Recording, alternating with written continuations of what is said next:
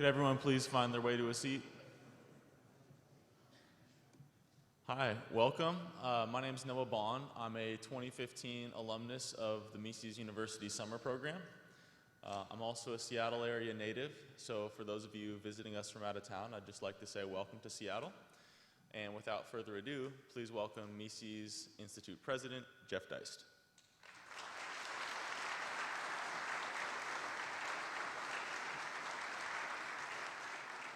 Wow. Well, good morning, everybody. Thanks so much for coming. It's great to see a lot of people from last year and some new faces as well. It's been quite a year since we were here last May. It was sort of peak Bernie at the time, if you recall. And I'm sure everyone in this room correctly and accurately predicted that Donald Trump would win, right? You were all 100% right. Nobody thought Hillary was going to win. But here we are, and maybe the fact that, at least on paper, the markets are going up with all this turmoil in the Trump administration is a healthy sign that the American economy is more durable than we thought. But maybe it's all a house of cards, actually, which is kind of what we're here to talk about today. Couple preliminaries. We do have a survey that if you care to fill out and pass in, if you write your name on it, even just a first name or something, you can make up a name, you can be anonymous. And we'll select one at random. You can to win one of our beautiful 1-ounce silver coins. But we're very interested in seeing what you have to think in the survey and publishing the results, because there's very smart libertarian people who are kind of on both ends of that survey, who think we're doomed and who think everything's going to be great and actually better over the next few decades. So we also have books in the lobby which you can get signed by Walter Block and Bob Murphy and Tom Woods, whom we'll hear from a little later today. But to start us off this morning, we're pleased to be joined by Doug Casey. He's joining us via Skype in Uruguay. He recently purchased a new house there, and the magic of the digital age makes him available to us. I'm sure most of you are probably familiar with him. Obviously, he's a very famous investor and writer. He wrote a famous book called Crisis Investing, which is sort of a seminal book for Austrians and libertarians in the investing space. He created and formed a pretty incredible community in Argentina in a town called Salta, which is where he lives. And really most interesting to me anyways, he's got a great new book out called Speculator, which is about a young man going to South Africa to try to find his fortune in the gold market. So he's someone who's really been a libertarian and an entrepreneurial stalwart for many, many years. So we are going to dial him up now and get him from from Uruguay. And Doug and I will have a little bit of back and forth on the economy and then hopefully open it up for some questions to you. And one feature we have this year is we have a throw box microphone. We have a couple of these, which means we don't have to run around with the mic. It means you literally throw these. We want to see some NFL arms in here. And if the corner bonks you in the forehead, it will not harm you. I guarantee you. So these are great, and they help to speed up the Q&A so we can get more people's questions. So with that, how are we doing on Doug Casey?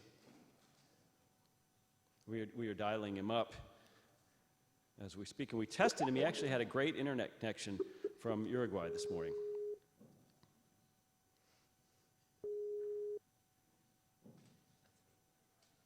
And real quickly, can we get a show of hands from people who were here last year versus this year? All right. Thank you very much for that. We have 17 states represented, and 2 countries, including Canada and Guatemala. And best of all, we have 15 universities here today, most of whom are on scholarship. So we really appreciate you coming out on a beautiful Saturday as opposed to a rainy Saturday that we had last year. Is he coming? Okay. And there he is, ladies and gentlemen. How about a round of applause for Doug Casey?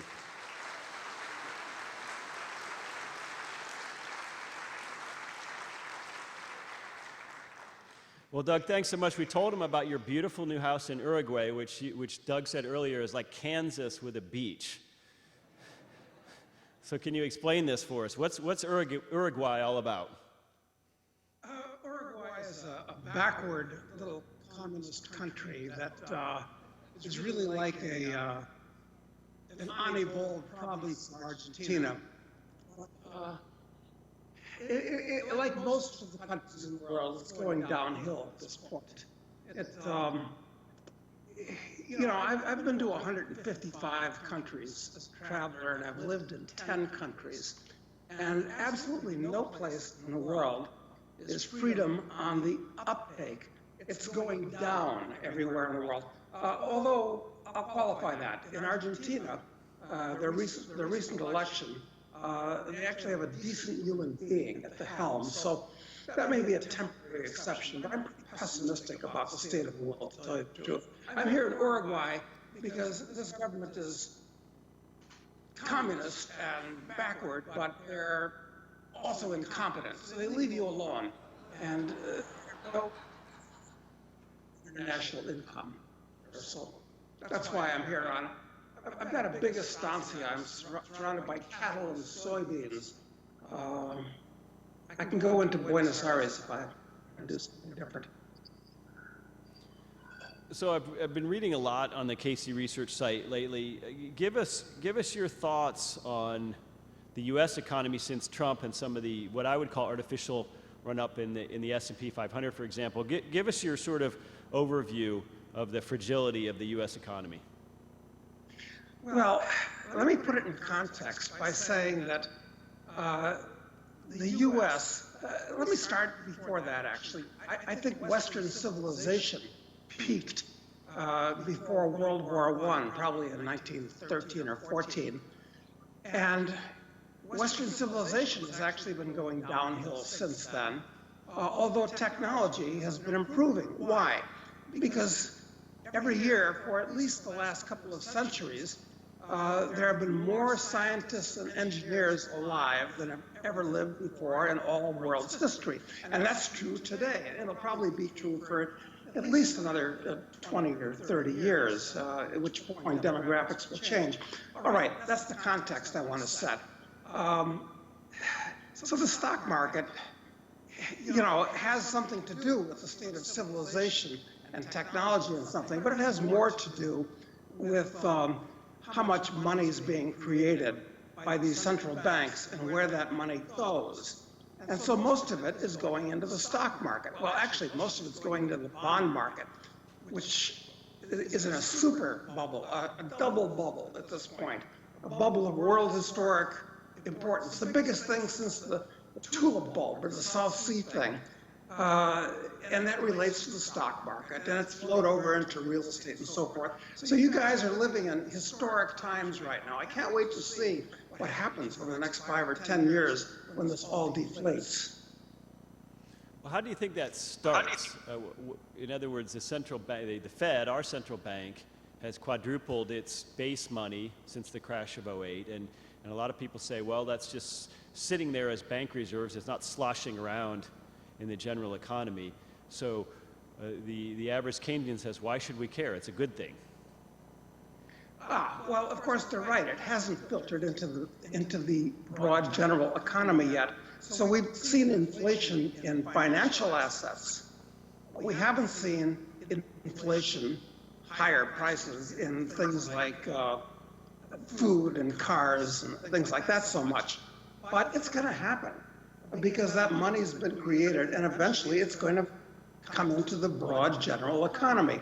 At that point, it'll be known as bad inflation. Right now, they think we have good inflation. But actually, the inflation of these financial assets is just as bad from a long-term point of view because it creates lots of distortions of where people allocate capital. They misallocate capital. They waste capital. So any kind of inflation is bad. And the answer to the question is, don't try to figure out what the Federal Reserve is going to do. You're dealing with an aberrated psychology at that point. Understand that the Federal Reserve serves no useful purpose. None of these central banks, which incidentally are basically creatures of the 20th century. Before World War I, there were few central banks in the world. Now they're everywhere, and people think they're like a cornucopia. So they all should be abolished. It's not a question of making them better, it's getting rid of them. Well, when people look at the dollar, though, they say, look, the Chinese are inflating, the Bank of Japan, the Bank of England, the ECB, and as a result of all this, the dollar is sort of the least dirty shirt in the laundry. Should we think of currencies only in terms of relativity to one another, or can they all go down relative to real goods? Of course they're all going to go down. They're all floating abstractions. None of them are hooked to anything except the goodwill of the managers at the central banks, and they rely upon, to stay afloat, they rely upon a lack of stupidity on the part of governments, which is a foolish thing to rely on. So this is going to be a worldwide catastrophe. And one of the big problems is that all of these other central banks in the world, as their main assets, hold U.S. dollars. But the U.S. dollar itself is the unsecured liability of a bankrupt government. So if and when the U.S. dollar blows up, and it will blow up, it's going to take all these other currencies down with it. So it's going to be a worldwide catastrophe, not just like what happened in Germany in the early 1920s, or Zimbabwe recently, or so many other countries. It's going to be worldwide. It's really serious. Can it be averted? Is there anything that could feasibly happen to either prevent this or at least let it all last longer than it would otherwise? Well, of course, they want it to last as long as possible because maybe magic will happen. Perhaps friendly aliens will land on the roof of the White House and present us with a magic technology. Will, make everything wonderful. I mean, sure. So the longer they can postpone the inevitable, the better it is, certainly for them. And maybe they'll be right. But no, I don't see any way out of a severe drop in the standard of living of most people. And that's what a depression is. It's a period of time when most people's standard of living drops significantly. You can also define a depression as a period of time when the business cycle climaxes, or a period of time when distortions and misallocations in the market are liquidated. And there are many, many, many of them today. So this is really going to be interesting to watch. Hopefully I'll be isolated from it here in the middle of nowhere in Uruguay on a big estancia surrounded by cattle. I'll have something to eat anyway, I suppose. Well, that's interesting that you bring that up. Do you think the West is particularly susceptible here? In other words, the rest of the world has a much better sense of what it's like to actually be poor.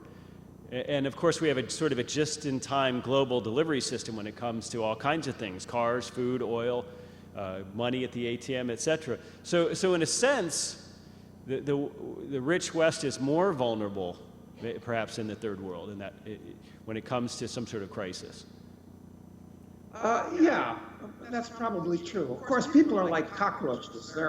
They manage to survive under those dire circumstances. I mean, I've been, just last year, I was in Zimbabwe, which is a basket case. I've been to, my hobby is to going to basket cases, incidentally, and talking to their governments, preferably military dictatorships, about what they can do to become the next Hong Kong or Singapore. That's another story. Don't worry, people will survive, but it'll be inconvenient and unpleasant, especially if they engage in some type of war, or the mobs get really unhappy. And I've got a kind of a dire view for the short-term future. But the good news is that the long-term future is going to be better than Star Trek, and happen much sooner than that's projected there, at least I think. So it's a good news, bad news kind of thing. And how do you think it'll be better or how will it be like Star Trek? In other words, technology can outpace the depredations of central banks and governments? That's the way I see it, and that's the way I hope anyway. Because, look, when did the technological revolution start? Well, I don't know, probably about 100,000 years ago, when people mastered fire. And then go forward another 50,000 years and they got the bow. And then things moved a little bit faster when they got the wheel. And it's like a hyperbolic curve where things double and double and double again, but in shorter periods of time. And so my hope is that things like nanotechnology and artificial intelligence and robotics and biotechnology and space tech, these things are really moving fast now, as has everything since the Industrial Revolution. So that hopefully this will save the day. As I said before, and you can't overemphasize this, there are more scientists and engineers alive today than have lived in all previous history put together. They're interested in what they do, and they're making discoveries. Now, the bad news is that with science and tech the way it is today, it's capital intensive. And if the economy destroys capital, and there are a number of ways it can do that well, then they won't be able to do the kind of things that they'd like to do because the capital won't be there. I mean, there are more scientists and engineers alive in Zimbabwe than have ever been alive in Zimbabwe's previous history, but they can't do anything because there's no capital in the country. And this could happen almost anywhere. So Venezuela. So I don't know. I don't think the whole world's going to turn into Venezuela or Zimbabwe, but anything's possible. I mean, these idiots might have a nuclear war.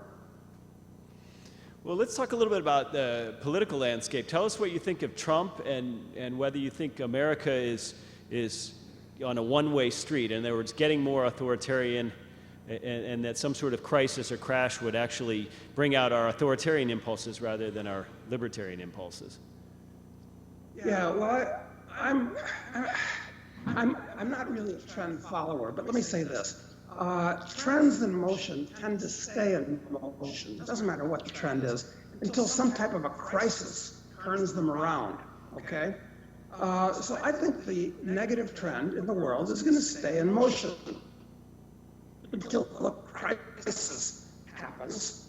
It's unsustainable, and then things will change for the better, for the worse. I don't know. I mean, look at historical examples. It might have been obvious to somebody who looked at it that the France of Louis XVI was going to implode, okay? And you think, oh, good. Well, I would have been glad to see Louis XVI dethroned. But then it got worse with Robespierre, and then it got worse again with Napoleon. And look at Russia. I mean, Nicholas II, you could tell this thing was going to blow up, but you think, oh, good, he's dethroned. But then it got worse with Lenin, and then it got much worse with Stalin. So the same thing could happen in the U.S. Because the U.S. is actually is a type of empire, probably most comparable, I think, to the Athenian Empire, more than the Roman Empire, to use these ancient things. Trump. So how's Trump fit into this? Well, he's kind of the last hurrah of the white man in North America, quite frankly. People have seen, what used to be America, Leave It to Beaver and California Girls and the Beach Boys, and all those things, kind of mellow. They've seen that kind of go by the wayside, and so they're voting for Trump in desperation that he'll bring back the good old days. But he won't, because Trump has absolutely zero philosophical center. He's a complete pragmatist, an opportunist, and he's got some good gut instincts in a way, because he's a businessman. He kind of understands that. But he's got zero understanding of economics, zero, I mean, thank God he's not Hillary. He's not a member of that cesspool called the Democratic Party, where all the absolute worst elements, they're all drawn to it. It's like a black hole that draws all these horrible elements to itself. Not that the Republicans are much better. I mean, the Republican Party is a stupid party. The Democratic Party is the evil party. So take your choice. I guess stupid's better than evil. I'm not looking for Trump to solve anything, because he's got, apparently, he's a smart guy. He understands business, but he's got no understanding of history or economics or anything. So, it's a nice free show, fun to watch. So before we take some audience questions, one last question for you from me, and this is the hardest one of all. What can or should Americans be doing to try to come out of this thing on the other side a little better off? Well, look, it's very hard to change the big trends of history. And going back to what I was saying earlier, as a civilization, it seems to me that the U.S. peaked in the mid-50s.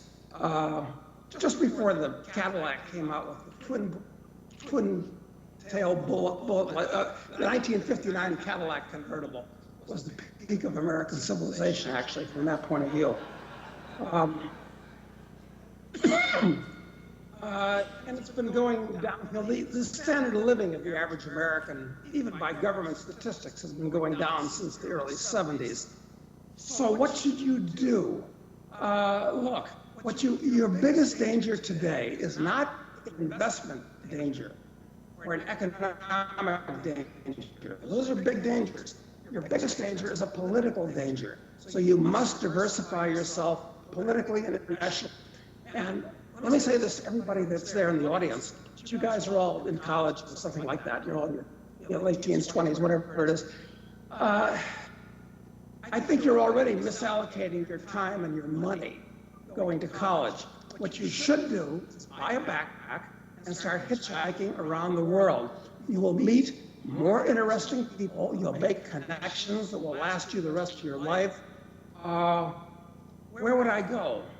I'm in South America right now, but if I was your age and I wanted to make a lot of money and get a lot of experience and really get onto an on-level playing field, you don't want to be on a level playing field. You want to be on an on-level playing field. You're at the high ground, so you should go to Africa. Africa is where the action is going to be in many, many ways. So get on a plane and start seeing Africa and making connections with those people over there. Because by the turn of the next century, by 100, about 45% of the people in the world are going to be Africans. Now, this is kind of good news, bad news, in a way. But, so that's my, get yourself an extra passport, an extra nationality. Get out of the bubble where you are. You're acting like medieval serfs. Just stay where you were born, which happens to be the U.S. today. With that, everybody who wants to move to Africa, raise their hands and get moving. We have time for some audience questions. So does anybody have a question for Doug Casey? We can get the Throwbox mics going. So let's see if he can answer some of our thoughts. Do you just hold it, or what do you? Just hold it. Yep. Okay. I've got a question for you. In 1913, the non-taxable business entity form was invented and used to co-opt the educational system in the United States by having millions of dollars of untaxed dollars go into funding buying chairs all over the United States. Currently, the non-taxable business entity is growing at a faster rate than the taxable one. Over 50% of the businesses being formed are non-taxables. Could you address this as a potential problem in the future? Because there's a lot of us who think that if the business model continues and grows, that we'll never see liberty again, that unless it dies, we will never be able to have freedom again. Can you address that business form as whether it's a problem or not? You mean like A you mean like nonprofit. foundation? Yeah, NGOs, this type of. Yes, they're absolutely. Because on the one hand, we don't have to pay profit. That's great. I don't believe in taxes. I don't believe in government. I don't think it has a right to society. But addressing. Oh, we're losing him. Yeah, it's cancer. All over the world, these entities are corrupting everything that they draw people that hate profits, and it's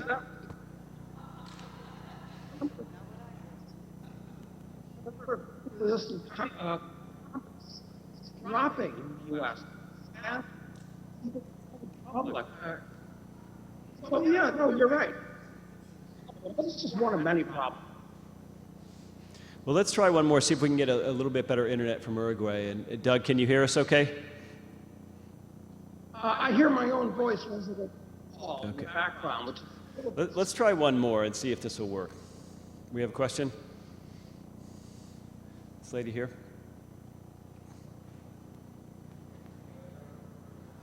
Throw it.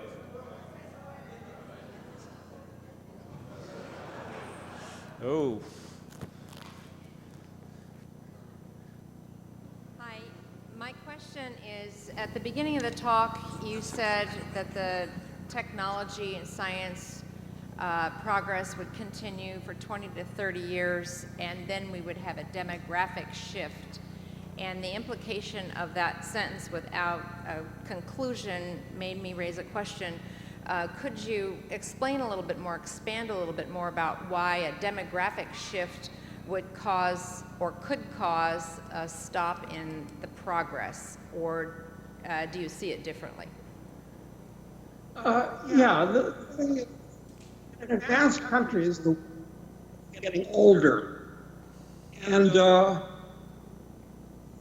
that's a problem, because older people tend to consume more than they do. So the younger world is a better world. Breakthroughs that might be made in biology and so forth, maybe 200 or 300 years old. But this is the thing,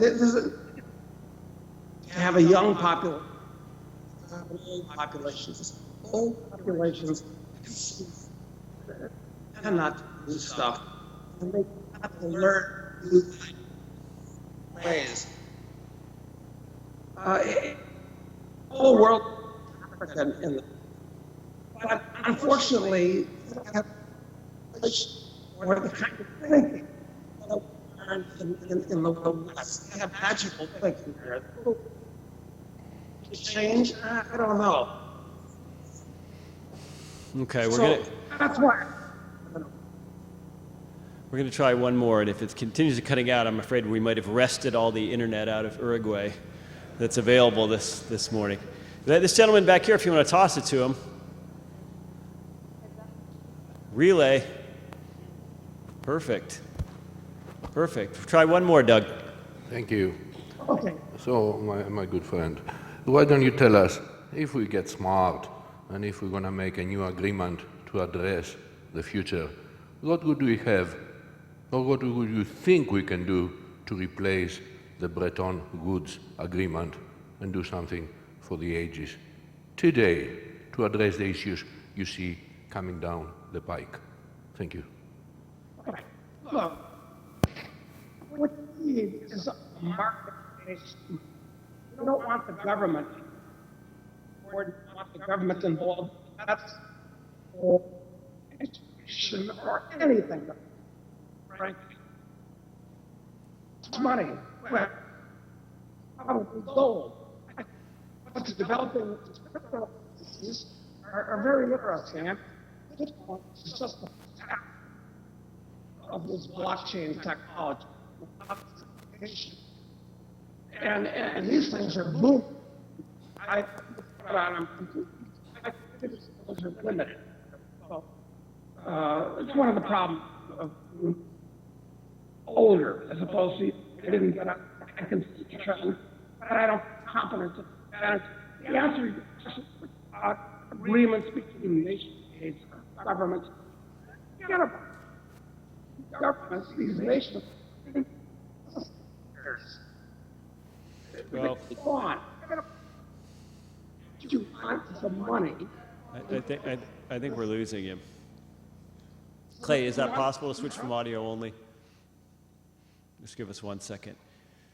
And if we do that, we'll try another question and see if it. He seems to be hearing us okay, and let's see if we can get another question where we hear him okay.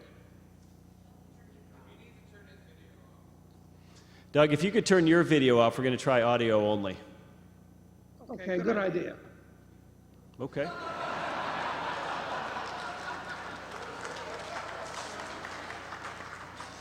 We knew that was coming. Question from the audience.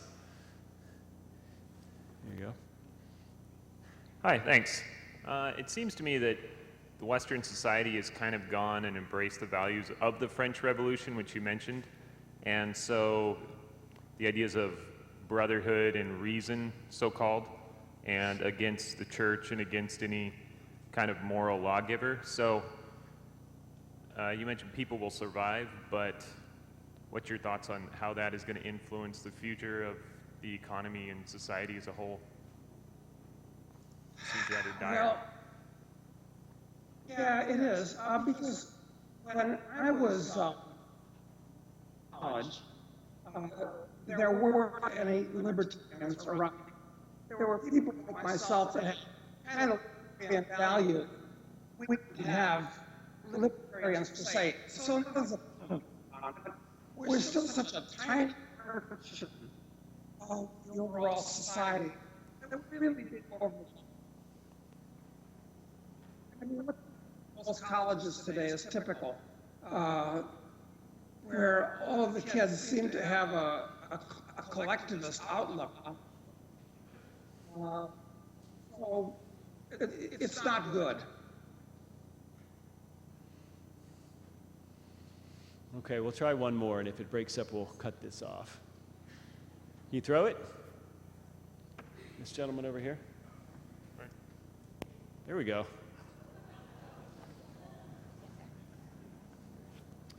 I am interested in addressing a point you were making earlier about how you suspect that technological innovation might offset and eventually outpace the destructive elements of central banking and government intervention.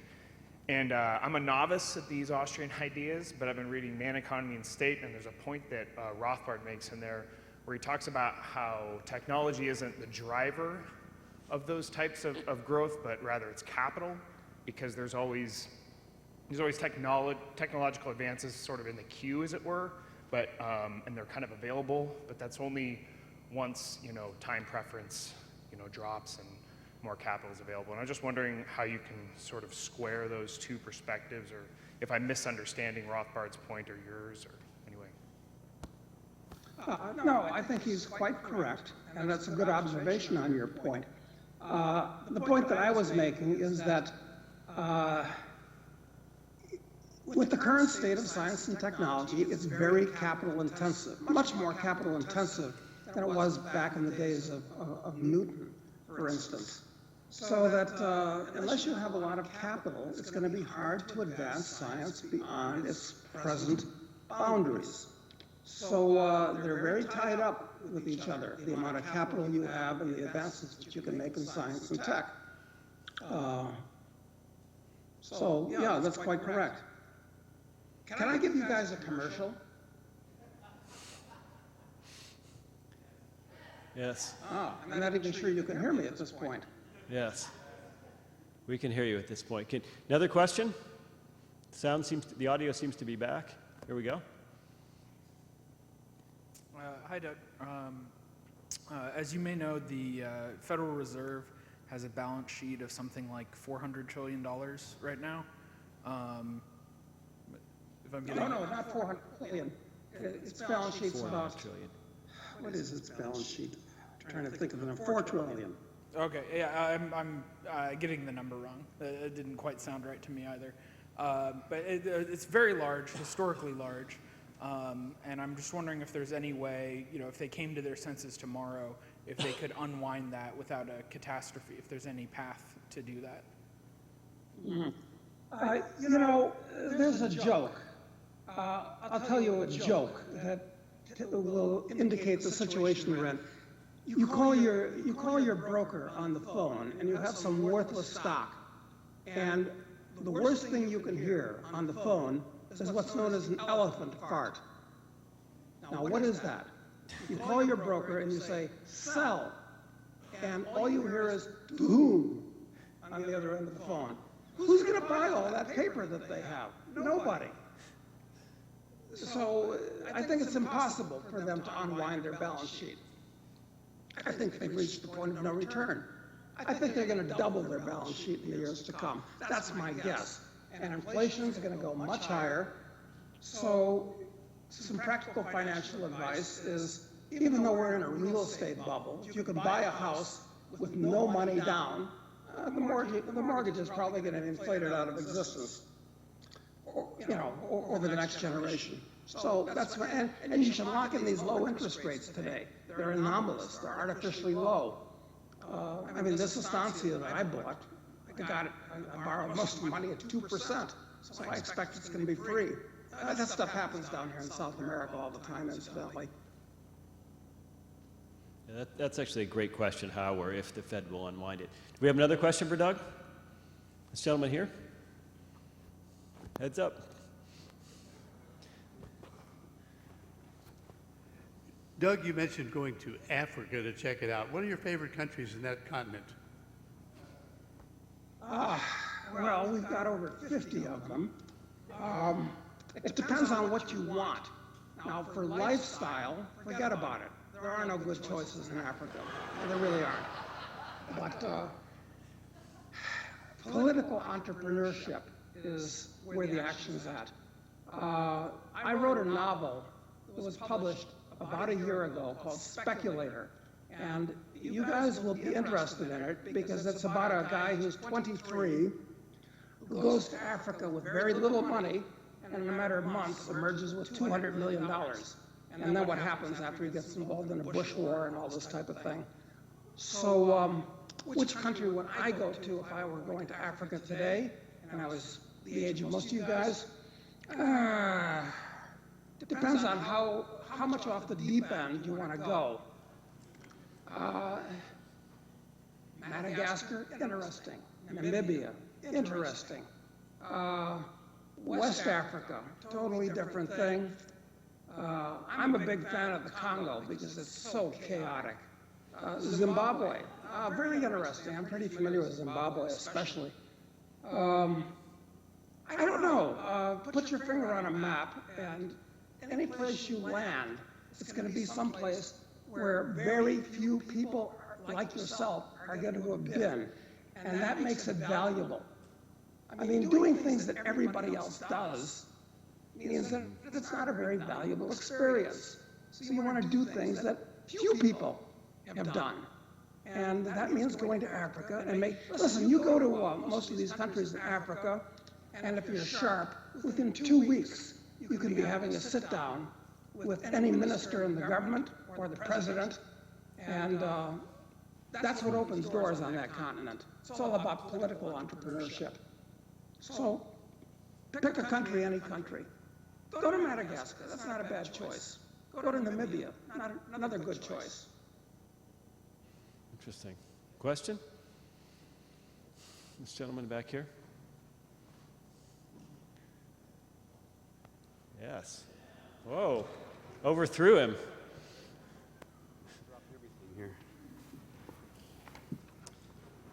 Hi, Doug. Question for you. You mentioned distortions in the market due to misallocations of funds earlier. And I was just curious if you believe that was due to the overconfidence in the bond or stock market or due to taxation and not allowing the individual to allocate funds as they see fit. Well, it's mostly a monetary phenomenon, which is to say the amount of money that's created by these central banks. Listen, this really relates to why the rich are getting richer. It's because the rich people can stand close to the fire hydrant of money being spewed out of Washington and New York. And they don't have to wait for it to trickle down to flyover country. I mean, they can drink all they want at the source of the fire hydrant. And they're also in a position to capitalize on the laws that are passed and take advantage of the regulations and so forth. But mainly it's a monetary thing. I mean, money is the last thing the government should be involved in. And everybody seems to think that, well, the Federal Reserve should do this, no, they should do that, or government tax policy should be this or that or the other thing. They're asking the wrong questions. The question is, why is the government involved in any of these things to start with? I mean, that's what absolutely amazes me. And there's no hope as long as people are just asking questions about how should we change the existing structure. I think the existing structure is going to blow up over the next generation. I just hope it doesn't end with a nuclear war. That would be nasty. Okay, we have time for one or two more quick questions with Doug. Back here. Hello. There are companies here in Seattle like Amazon that are very, very famous for automation, and we've seen Amazon buy a robotics company, and by some estimates, there are tens of thousands of robots running their warehouses now, and those jobs are effectively gone. So, if you'll accept the premise that the next 200 years of labor are going to be different than the last 200 years of labor, and that opportunities for new jobs won't be as common, if you'll accept that premise, then what do you think this automation leads to, and where do you see humans producing value if not everybody is a farmer? Well, of course, farming is one of those things that is also going to be changed by automation and is being changed now by automation.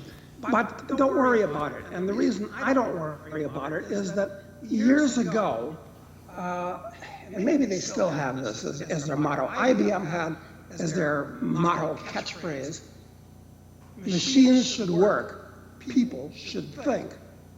And I think that's quite correct.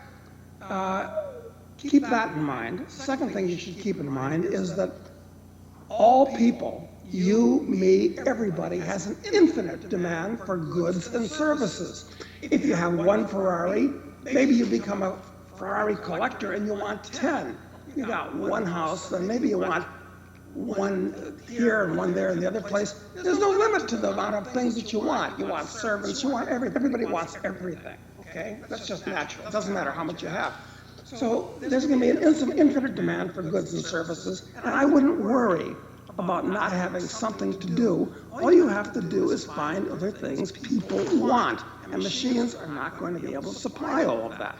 So it's a non-problem that people are worried about. But it's going to happen, because I have no doubt that we're going to have machines that are going to be much more competent at everything. In fact, who knows? I'm sure that we'll be able to create biological robots. At that point, the family structure and sex and everything is going to be, the whole world is going to be, it's going to become science fiction. Science fiction is a much better predictor of the possibilities of the future than any idiotic think tank is in Washington, D.C., I promise you. All right, one last question. Hi, Doug. My name is Timothy, and you already mentioned Africa as the land of opportunity. I just wanted to know whether what your basis for that is besides the political chaos that's over there, and why, say, Venezuela wouldn't also be or it wouldn't be as good of an opportunity. They're different things. For one thing, Venezuela is actually an advanced country that's fallen upon hard times. You're competing against people that are much more sophisticated. You go to Africa, it's not none of those countries are advanced places that have fallen on hard times. They're primitive places that are trying to get out of the gutter.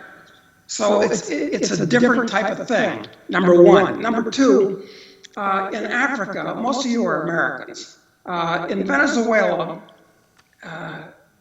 Americans are fairly common, and there's a lot of resentment against Americans. In Africa, Americans are not common, and there's no resentment against us. Number three, it's that things happen politically in the world today, unfortunately, And political entrepreneurship is actually an excellent way to make money. Back in the 60s, if you wanted to do something in Africa, you became a mercenary. Well, that's not as effective now as it used to be. But you can do things financially there. If you can, no, it's very different from Venezuela. And I think I've touched upon it and given you my basic reasons why. Well, Doug, I hope you can hear us. Can we give him a round of applause for Uruguay for doing this today?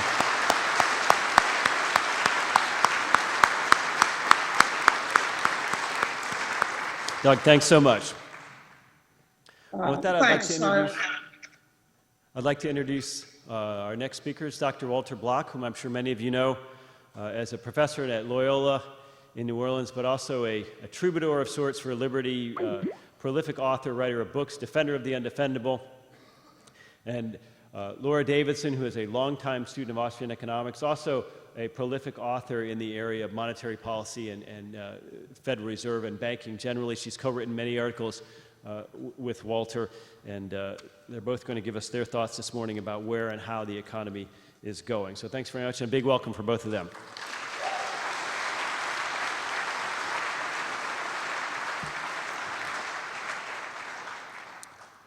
Thanks, Jeff. It's wonderful to be here. Laura is also a many-time co-author of mine and also an opponent of mine in other articles, so we have a long history together. Let me start with a commercial announcement. If you're of college age, or your children are, or your grandchildren, think of Loyola University. We have 4 out of 4 Austro-libertarians in our economics department and about 5 other professors who are also libertarians, which is much more than most other universities, so think of us. My topic is why income and wealth inequality should be celebrated rather than condemned. And I answer under 2 headings. One is normative, or justice. It seems to me that what we want is not so much equality or inequality, but congruence. Bill Gates contributes a lot more to society than I do. I contribute a lot more to society than the guy who asks if you want French fries with that. And there are people below that. And it seems that justice would indicate that people's wealth or income be proportionate or congruent to their contribution. Murray Rothbard once said, a man's contribution to society is proportional to the profits he earns or to the income or the wealth. That is in a free society or in a just society. In the present society, we have crony capitalism and we have all sorts of other chicanery, so it doesn't quite work. But from an ethical point of view, we would want some sort of congruency. Now, if we all had equal abilities, which is silly, we don't all have equal abilities, but if we did, then egalitarianism would be fine. But since we have very different qualities, abilities, what have you, equality is sort of like a Procrustean bed. You know, if you're too tall, they chop off your leg. If you're too short, they lengthen you by pulling you apart. It seems to be putting people in an artificial box to make them all equal when they're not equal. So that would be a ethical or libertarian or philosophical reason why we should welcome and endorse, defend inequality, not equality, even though this goes against a little bit of what's going on nowadays. To say that you're in favor of inequality is, you know, you must be a Nazi or something like that. Okay, so what would be the economic justification or the economic defense of inequality? Well, one would be wealth, income and wealth. If there was, in Atlas Shrugged, there was this Starnes factory where they were going to make everyone equal, and our man, John Galt, left in a huff because he didn't want to be part of that. Well, you know, we Austro-libertarians are very much against socialism, and there are 3 main reasons why we oppose them. One, Mises tells us that without a market we can't have any rationality. Hayek tells us that without a market and prices we don't have information flows. And another reason is incentives. And we sometimes denigrate incentives because of these two other magnificent contributions of Mises and Hayek, but incentives are important. And you know, if you go to medical school for 10 years, or you go to graduate school, or you become a lawyer or a doctor or whatever it is, and you make the same income as anyone else, you start asking, why should I go through all that hassle? So if we had egalitarianism, we would have equal shares of a very much more small pie. And if we want to have wealth, if we want to go to Mars, if we want to cure cancer, if we want to do all these other wonderful things that Doug was speaking about, unlimited wants, well, it would be much better to have inequality than equality. Another reason is we were much better off able to fight off the saber-toothed lions and tigers and the bears and whoever they were in the good old days when we were in the trees or in the caves, if we had specialization and division of labor of ability. If we all had the same ability, we would be less able to put up a good fight against the people or the animals that we had to fight with. Now, suppose when we go to other planets or when other people come to us, you know, we have the SETI, search for extraterrestrial intelligence. Who knows, maybe some monsters will come and try to eat us up or beat us up or whatever it is, enslave us. We'd be much better off if we had inequality than equality. There was this movie, Independence Day, where Will Smith, the black guy, saw this monster and he punched him in the, not the nose, the snout. And then there was Jeff Goldblum, who was Jewish, and he was fighting the aliens by being a computer whiz. Well, imagine if they both had the same abilities. Then we wouldn't be able to deal with the aliens as well. I know I'm reaching a little here, but what the heck? I was told to, you know, favor inequality, and who knows, there might be, in the old maps, they would say, here monsters lie. Well, who knows what's out there? And it'd be better off, we human beings would be better off to acquit ourselves against whoever the bad guys are if we're not all identical copies of each other. If, you know, you were better at this and I was better at that, and specialization, division of labor works for pretty much everything. Okay, I've made the case for inequality, and now what I'm going to do, like a good professor, is consider a whole bunch of other criticisms of this. But before I do, I want to give you my insight as to how to deal with egalitarians. My favorite ploy is when I'm debating an egalitarian, is I say, I notice you have two eyes.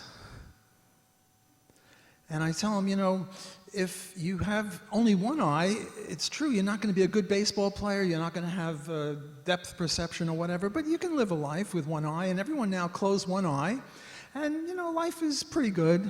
Not as good with two, I'm opening my eyes, but it's pretty good. Now everybody close both eyes. And life is tough. You have to have a seeing eye dog, you have to have people, you have to have a cane. It's very, very rough. So from the egalitarian point of view, if you're really an egalitarian, you shouldn't have two eyes. You should give one of them up, and the same with kidneys. And these people walk around with two eyes and two kidneys, and they're committing a performative contradiction in Hans Hoppe's understanding of that phrase. Now, does this work? No. They say, well, you're committing a microaggression against me by saying that. or they just start speaking and you know, pontificating and won't allow you to speak anymore, or they say that's nasty, or they walk away. So it doesn't work. But it's still very edifying. I enjoy it. I don't know about you people, but try it on your egalitarian friends. And if you don't want to go that harsh with eyes and kidneys, you can always go, I notice you have a wristwatch, or you have a nice car, or you have a house. Do you realize that there are people in wherever Doug was talking about that don't have that? How do you justify having that? Whereas in contrast, we libertarians don't have this performative contradiction. Our non-aggression principle just means keep your mitts off of other people. Don't murder, don't rape, don't steal, don't arson, don't threaten, whatever, and that's pretty easy to do. So we are not vulnerable to that sort of objection the way these other people, our friends, the egalitarians, are vulnerable. Okay, what I want to do now is get into, I hope that there's going to be some, what do you call it, on the screen? Somebody going to put something on the screen? Anything on the screen yet? No? Screen? Hello? Yes? No? Meh. It's coming? Okay. Well, what I want to do is go over 4 or 5 criticisms of my thesis, or examples where egalitarianism works. So the first one I want to try is, why is it that men earn more than women? And isn't that unfair? And our friends, the feminists, the left-wing feminists, are always saying, well, you know, for every dollar a man earns, a woman earns only 70 cents, and this is horrible, and we've got to get the government to stop it. And, well, I guess I'll keep going without those things. Can anyone see these? No. We have a theory in economics, and the theory is that wages tend to equal productivity. If your productivity is $20 an hour, and your wage is $30 or $35 an hour, what's going to happen to the employer who hires you at $35 when you're only producing $20? And when I say 20 is your productivity, that means that for every hour you're on the shop floor or in the factory or whatever, his receipts go up by 20 bucks. Well, if he's paying you 35, he's going to lose money. And if he keeps doing that, he's going to go broke. On the other hand, suppose he's paying you $5 an hour and you're worth 20, in the sense that you can produce 20 bucks an hour worth for him, and he's only paying you 5. Well, I tell you, if I saw that, I'd offer you 501, right? Because at 20, productivity, 5 is the wage, and he's making $15 an hour off of you. So I'd offer 501. Thanks. I'd offer 501, and somebody else would offer 502, and where would it end? Well, in equilibrium, it would end at 20 bucks. We don't always get to equilibrium. We're never at equilibrium, but we're always tending toward equilibrium. Equilibrium is sort of like, I weigh 180 pounds. If I jump on a scale, it goes from 0 to 300, and it keeps going back and forth, but tending toward 180. And if I keep walking on the scale, it keeps moving. That's the economy. Always tending toward 180, but never reaching it. Okay, so wages equal productivity. So now let's suppose that there's a male who has a productivity of $10 an hour and a female who has a productivity of $10 an hour, and the male's wage is $10 an hour and the female's wage is 7, because we want to say that the wage gap is 30%. Thanks for the screen help. Well, what profit do you earn off of hiring a male? 0. And equilibrium, that's cool, because in equilibrium there are 0 profits. We're always tending toward equilibrium, never reaching it. But what profit do you make if you hire a woman? $3 an hour. It's as if every woman has got a little lapel thing on her saying, hire me and make an extra 3. Is this sustainable? No, this is ridiculous. This can't be. So, we assume, let's go to the next screen. That would be 10 and 7, the next screen. Next screen, come on. Let's suppose that a woman, her productivity is only $7 an hour. There we go, thank you. And the man's productivity is 10, but now we have a law saying that the woman must be paid equal wage. Well, now you earn 0 profit off of hiring a male, and you lose $3 when you hire a woman, so they're going to be unemployed.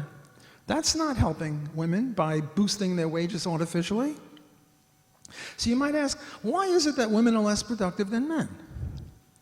Well, in a century or two ago, you can understand that, because most jobs, you needed upper body strength, and most men are stronger than most women. On average, men are stronger than women. And so you would expect women have lower productivity than men a century ago. But nowadays, when you cut down a tree, you don't saw it down. And when you dig a hole in the ground, you don't do it with a pick and shovel. You do it with a machine. And women are capable of pushing a button or turning a wheel just as much as men. So why is it that women have lower productivity? Well, it's because of this thing called alternative or opportunity costs. Whenever you do anything, you do it at the cost of not being able to do something else as well as you would have been able to do it had you not done the first thing. For example, Usain Bolt is the fastest man on the planet in the 100 or the 200. How good is he at playing the cello? I don't know. I expect not very good. Because in order to play the cello like Yo-Yo Ma, who is the best cellist on the planet, you have to play the cello, 6-8 hours a day. Now, Usain Bolt would be a much better cellist if he gave up running and started celloing. And what's Yo-Yo Ma's time in the 100? I don't imagine it's very good, because in order to do well, you have to be in the gym or on the track or whatever they do. So what I'm trying to say is that whenever you do one thing, you do it at the cost of not being able to do something else either at all or as well. Now, I have a little survey of you. If you're married, answer in terms of your marriage. If you're not, answer in terms of the marriage with which you're most familiar. And the three choices are: the husband does more housework than the wife. The husband does roughly equal amount of housework. It doesn't have to be 50-50, it could be 45-55. Or the husband does less work than the wife. And by housework, I mean cooking, cleaning, shopping, taking care of babies, breastfeeding, gardening, whatever. Okay, so raise your hand if the marriage that you're now thinking of, the husband does more work than the wife. Do we have to answer that if our wife is sitting next to us? I see there's one liar over there. I'm just kidding.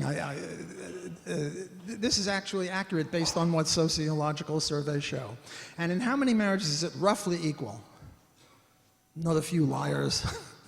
And in how many marriages does the wife do more of this than the husband? Okay, well, this is indication of what's going on. You know, the joke is the husband and the wife, they're both chemists, and they both come home from the day in the lab, and what does the husband say to the wife?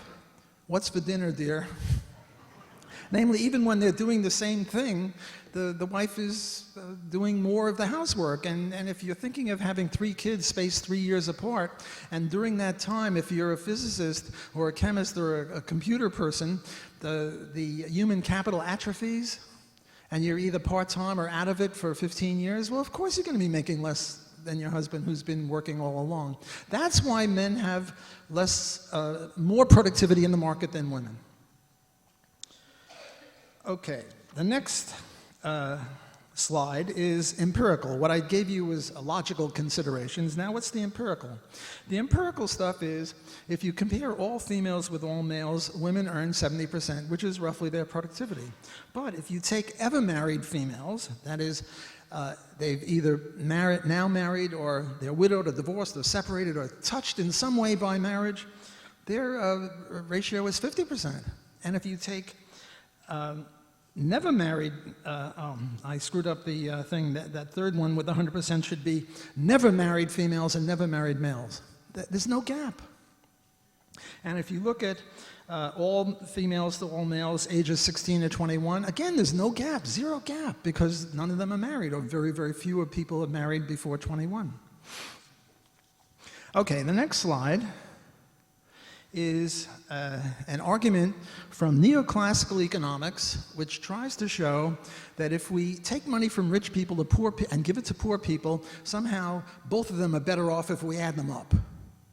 So what I've got on the horizontal axis is money, and on the vertical axis is utils, or measures of happiness. And the idea is that there's diminishing marginal utility of money. Namely, the first buck you make is the difference between life and death, and the last buck Bill Gates makes is the difference between lighting a cigar with a $100 bill or not. So everyone with me, diminishing marginal utility. So what we're going to do is take $1,000 away from a guy who's got 100,000 and now he's got 99,000, and we're going to give that money to the poor person, and the poor person now goes from 7,000 to 8,000. Is that clear on, can you all see that? Okay. And the idea here is, you see that striped line, dashed line? That's an increase in utility, because the poor guy gets more utility out of that $1,000 than the rich guy loses. So if you add the utility together, they're richer, or there's more happiness. So this is an argument for egalitarianism. One problem with that is, next slide. Wait. We reversed the slide. That was the slide I was just talking about. Sorry, we screwed up the order here. This is the slide I was just talking about where you take money from the rich guy and give it to the poor guy, and now there's an increase in utility. Now let's go back to the previous one, the one where there are two downward sloping curves. Go backwards. That's it. One argument against this, namely, this is a neoclassical argument against the neoclassical argument for egalitarianism. And the argument here is, why are they both on the same curve? Before they were on the same curve, but suppose the rich guy is on a higher curve, and who's to say he's not? Look, anyone can draw stupid curves on a blackboard. I'm drawing a curve on the blackboard that shows the very opposite, namely, the rich guy, you take money away from him. It's true you have diminishing margin utility, but you're taking more utils away from him than you're giving to the poor guy because the poor guy's a slob. So this is one refutation. The Austrian refutation of this is the whole thing is nonsense. Look, we're not against measuring things. There's speed, there's weight, there's height, there's acceleration, there's temperature, it's 70 degrees outside. We're not against measurement, but we're against measurement of utils. There's no measurement of happiness. I can't say, well, I'm happy at 20 utils worth, you're happy at 10 utils worth, therefore I'm twice as happy as you. That's just silly. That's nonsense on stilts. And that's what this whole diagram is predicated upon. Okay, let's move to the next one, and this is the glass ceiling. Why do we have a glass ceiling? Why do we have a glass ceiling? We have a glass ceiling because we now have a different curve. We have a frequency distribution on the vertical axis, and we have a good and bad axis on the other curve. What do I mean by good and bad? What I mean by good and bad is that women are all clustered toward the middle. Wait, that's the wrong curve.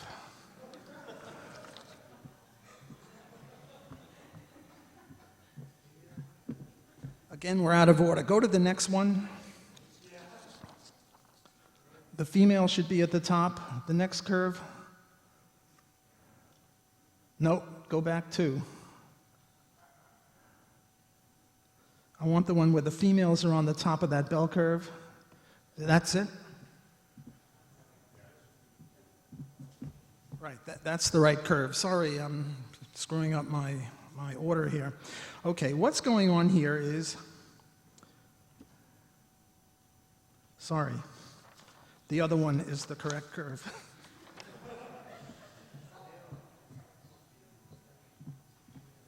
I want the other one with the males on top.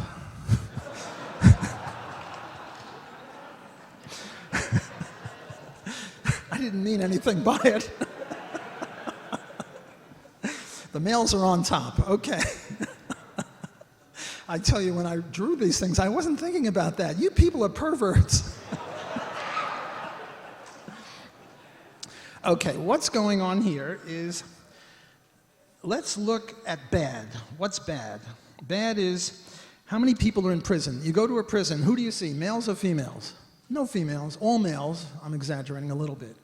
You go to the cemetery, and who do you see? I mean, you see an equal number of people in the cemetery, males and females, but I'm talking about people who die before their time. Their time is 67 or 10, 70 years old. Now, I'm not talking about many years ago when a lot of young women died in childbirth, but nowadays, very few women die in childbirth. And who's in the cemeteries before their time? Who's being killed at the age of 20? Men or women? Men. Go to the mental institution. Who do you see in mental institutions, men or women? No women. They don't allow women in there. I'm kidding. It's just 95-5. And now go out to the homeless on the streets. Who's begging, men or women? It's very rare you see a woman begging a homeless shopping bag lady. Very rare, much more men. Now go to the other end, the good end. Chess grandmasters. There are 500 chess grandmasters. Before the Polgar sisters, there used to be one woman 400th ranked. The Polgar sisters, the worst one is around 400th, the middle one is 200th, and Judith Polgar is 35th. And that's it. The rest are men.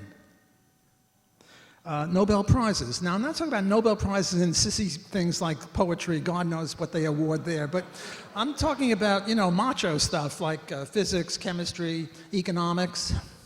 Economics is just one woman, Eleanor Ostrom, one woman. Every other one, and about 100 now, are men. Look at politicians, CEOs. There are maybe 45 women that have been presidents, like Golda Meir, Margaret Thatcher. The rest are all men throughout all history. So why is it that there's a glass ceiling? Because the glass ceiling starts a little bit to the right of the middle. Namely, if you want to get out there into the glass ceiling, it's all men. 20 to 1, 30 to 1 men to women. That's why there's a glass ceiling. Look, I have a daughter. Let her father brag about a daughter. She was the best kid in high school, got the highest marks in high school, valedictorian. She got all A's in college. She's now a professor of neuroscience in a university, a top university, Indiana University. She tells me what she's doing. I don't understand what the hell she's talking about. She's a brilliant girl. But as she moves up, it's harder, and there are more men. It's sort of like a pyramid, and the higher you go intellectually, the more women drop out. I mean, I would never tell women not to try. Yes, everyone should try. But realize that we have this sort of a thing, and that's why we have a glass ceiling. Not because women are stupider than men. On average, I drew this in an exaggerated way, that the mean of men and women is about the same. It's just that women are clustered toward the middle. Women are God's or nature's insurance policy. Men are God's or nature's crapshoot. I mean, men are all over the lot. Women are mainly clustered in the middle. Why is that? Biologically. Now, go to the next screen. Let's suppose this was reversed. Are we on the next screen now? Females are on the top? Yes, now females are on the top. Imagine us. We're the male on top group, but imagine another group, and when we're in the caves or in the trees, and they had the same brain capacity as us, they had the same opposable thumb, the same strength, the same everything, only this was them. And I want to show you that this is untenable, that we would have beat them out. Why?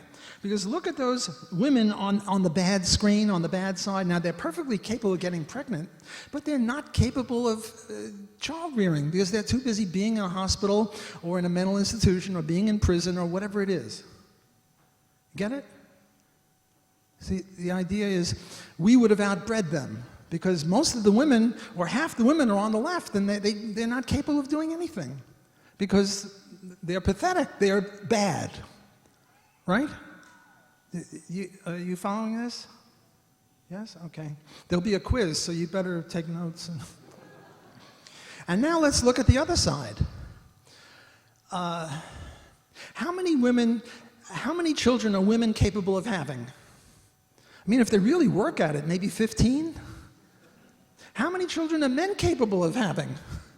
Well, if they really work at it, a lot more. There's a lot more semen out there than there are eggs, right? So what we'd have is eugenics, namely this group here, the top people, there are very few men. They're mostly women, and women are not capable of having as many children. So that's why we have a glass ceiling. It's biological.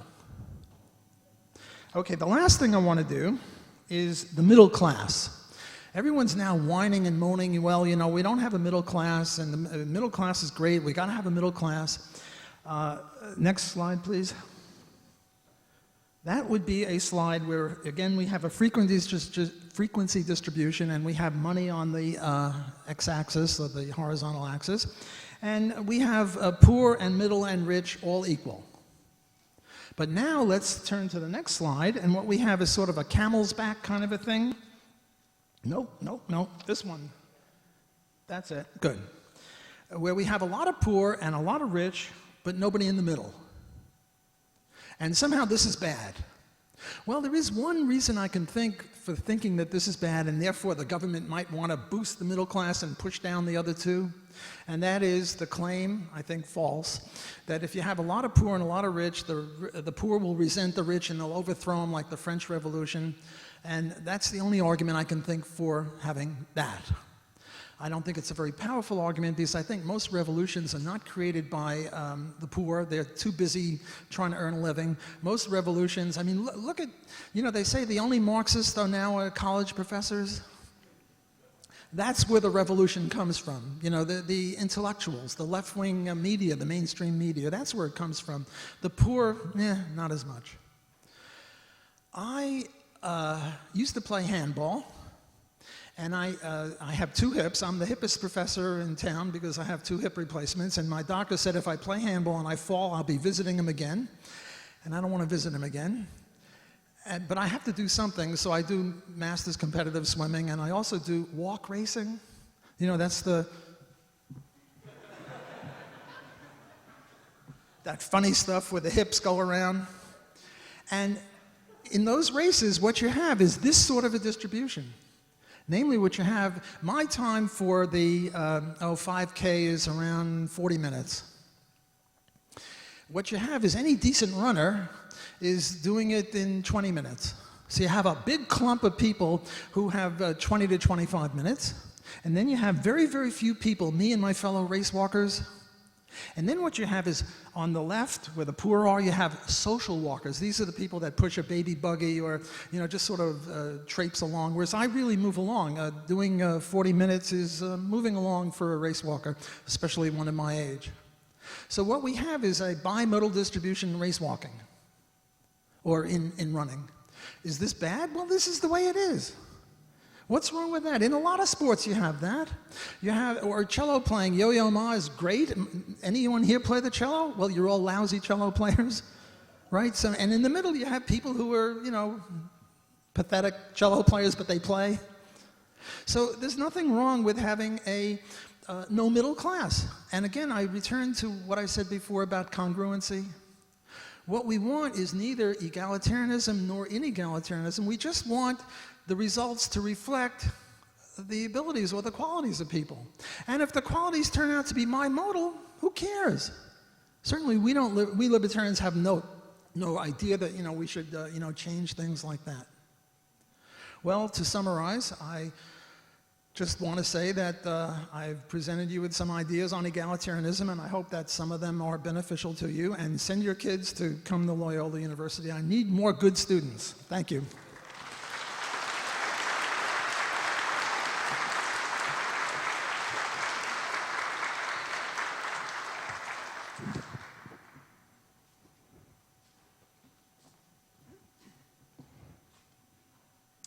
Thanks, Walter. I thought that was great. I'd like to talk about why there hasn't been any hyperinflation yet. Because I think it's kind of surprising to a lot of people that with the Fed been printing all this money, that there hasn't been more price inflation or even hyperinflation. Now, the money that the Fed prints is called the... Let me interrupt you. Yeah. Can you all hear in the back? You have to move closer. Oh, sorry. So the money that the Fed prints is called the monetary base.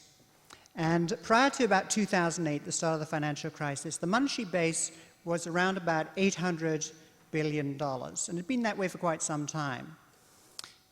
Today, the monetary base stands at around about $4 trillion, which is about a five-fold increase. So the monetary base has expanded 5 times, and yet prices haven't gone up nearly that much. So why is that? Well, one reason, of course, is that the monetary base is only a small fraction of the overall money supply. By far, the greater portion of the money supply is actually called fiduciary media. This is money created out of thin air by the commercial banks through the fractional reserve process.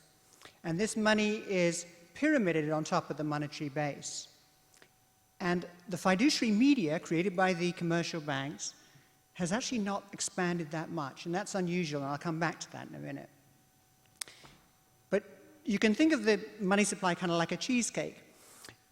On the bottom, you've got the crust, which is the monetary base, and that's expanded 5 times, and then the fiduciary media is the sort of filling part, and that hasn't expanded a lot. So the money supply as a whole, that's the height of the cheesecake, if you will, that's gone up by about maybe 80% since 2008, which is still quite a lot. I mean, on average, that means that the money supply is inflating by about 7% a year, and yet prices just haven't gone up that much, less than 2% CPI, PPI about the same. Very, very slow price inflation. So why is that? Well, mainstream economists talk about something called the velocity of money. And the velocity of money is defined as the portion of the money supply that turns over in a given period of time, the fraction of the money supply that turns over in a given period of time. And this is supposedly linked to prices through the so-called equation of exchange. Now, you don't have to worry what that is, but suffice it to say that theory goes that when the velocity of money speeds up, then prices start to rise more rapidly, and when the velocity is low, then prices are more stable. And so they say that maybe the velocity is low, and therefore prices haven't risen that much. Well, that whole theory is not something that Austrians embrace. We don't agree with that theory. So there has to be something else that's keeping prices low. One possible thing could be the fact that there's a lot of cheap manufactured goods coming in from China. That could certainly be a factor, and I think that is a contributing factor, but I don't think that's the only reason. I think one of the prime reasons why prices haven't gone up that much is due to something called a reservation demand for money. And I'm talking here about prices in general. Obviously, in some sectors it has gone up. You talk about real estate, especially the Seattle real estate market's pretty much booming right now. And the stock market, Doug Casey talked about that. But prices in general haven't gone up that much. But I think the prime reason is something called a reservation demand for money. Now, Murray Rothbard talks about this in Man, Economy, and State. So what is the reservation demand for money? Well, it's simply the demand for people to hold on to money that they already have, to accumulate money in their bank balances. Now, the thing is, when everybody tries to accumulate money in their bank balances, in the aggregate, the overall amount of money in their accounts, all things being equal, cannot increase because money doesn't actually circulate. It doesn't sort of hide in rocks and crevices and people can grab it. It's always in somebody's account.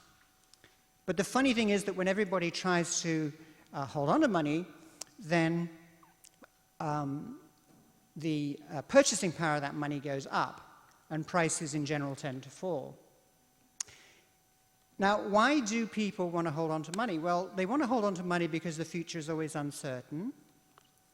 And I think since 2008, there's obviously was a great deal of uncertainty after 2008. And I think there is still quite a lot of uncertainty regarding the future now. So people are sort of like hoarding money right now because they're still afraid to sort of about what's coming up in the future.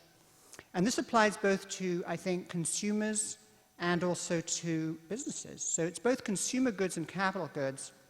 The demand for those is still reduced, and this is keeping prices down. Now, the thing is that people will continue. Now, it should be said that hoarding money by itself is not a bad thing.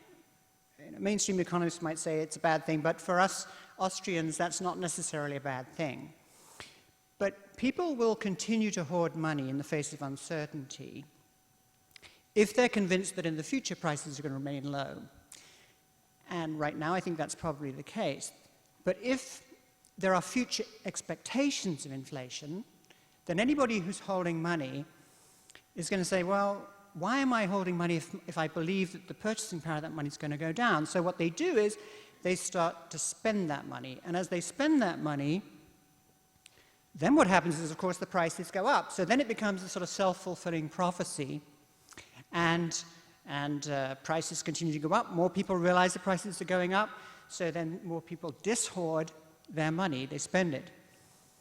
And this has been the accelerant which in some cases has precipitated hyperinflation, like the hyperinflation in Germany in the 1920s and also in Zimbabwe. And what happened in those cases was that the central bank very foolishly decided to print money because there was this kind of alleged shortage of money. And so they printed money, and of course that just sent prices up even more, and then people dishoarded more money, they spent more money, and the central bank would print more money, and they then got a hyperinflationary spiral, a sort of crack-up boom, and then of course it ended up with people sort of wheeling whole wheelbarrows full of cash around, and the familiar sort of hyperinflation. Now, I don't think that would ever happen in this country. I don't think the Fed is stupid enough to do something like that. They're pretty stupid, but they're not that stupid. However, there is something lurking in the background which could actually possibly produce a similar kind of effect. But before I get to that, I'd like to just talk briefly about Austrian business cycle theory, because this is relevant. When the Fed prints money, a portion of that money goes into the bank reserves, the commercial bank reserves. And it's the bank reserves that's the sort of high-powered money that the commercial banks multiply through the fractional reserve process. Many times over, they lend it and relend it, and it magnifies and it gets bigger. And this is the fiduciary media that I was talking about. This is the sort of filling on the cheesecake that I was talking about earlier. And this money enters what's called a producer's loan market, which is the market where businesses borrow money, and it drives down the rate of interest there below that which would otherwise exist in the free market. And that low interest rate induces entrepreneurs to invest in projects of a longer duration than they normally would. But because this money isn't actually backed up by real savings, it's just created out of thin air, the projects run out of resources. So the boom gives way to a bust. Now, the bust is actually a good thing. It's the cure for the excesses of the boom, because the boom is actually malinvestment. So the bust is a good thing. The recession is a good thing. But usually what happens is the Fed will step in with a new round of money printing and repeat the process all over again. So you get a series of booms and busts, which is pretty much what we've had for the last 100 years. And the economy sort of limps along and never fully recovers. And this is precisely what happened in the lead up to the 2008 crisis, where the Fed started printing money. This money went into the bank reserves. The reserves expanded. The commercial banks multiplied this money many times over to create the fiduciary media that, in this case, went into the real estate market, and there was a real estate boom that all came crashing down in 2008. And then the Fed did what it usually does. It bought up a lot of the toxic loans that were on the commercial banks' balance sheets with money that they created, and then it went into the bank's reserves. And then a funny thing happened. The banks just sat on these reserves. They didn't lend them out. So the Fed printed more money that went into the more reserves, and the commercial banks just sat on it. And the reserves grew and grew and grew. Now, I mentioned the monetary base, grown 5 times. That's the crust on the bottom of the cheesecake, as it were. Well, the monetary base actually consists of 2 components. There's notes and coins in circulation, and then there's these reserves. And this high-powered money that the commercial banks multiply. And historically, the reserves have only been a small component of the monetary base. Like up until 2008, it was about roughly 8 billion out of 800 billion. But today, the reserves that the banks are sitting on are about 2.4 trillion out of 4 trillion. So while the monetary base has actually expanded about 5 times, the reserve component, this high-powered money that the banks can multiply, has actually gone up 300 times. So that's not 300%, that's close to 30,000% increase that the commercial banks are sitting on those reserves. Now imagine what would happen if they started lending that out again.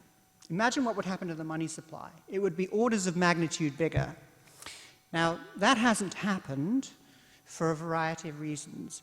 And one reason is the fact that the Fed, for the first time, offers to pay the commercial banks interest for the reserves that they keep at the Fed. So it's like the Fed sort of bribing the commercial banks to keep the reserves there instead of lending them out. So there's an opportunity cost as far as the commercial banks are concerned in terms of lending the money out. They'd rather have the very quite low interest rate that exists at the Fed because it's a safe place to park the money.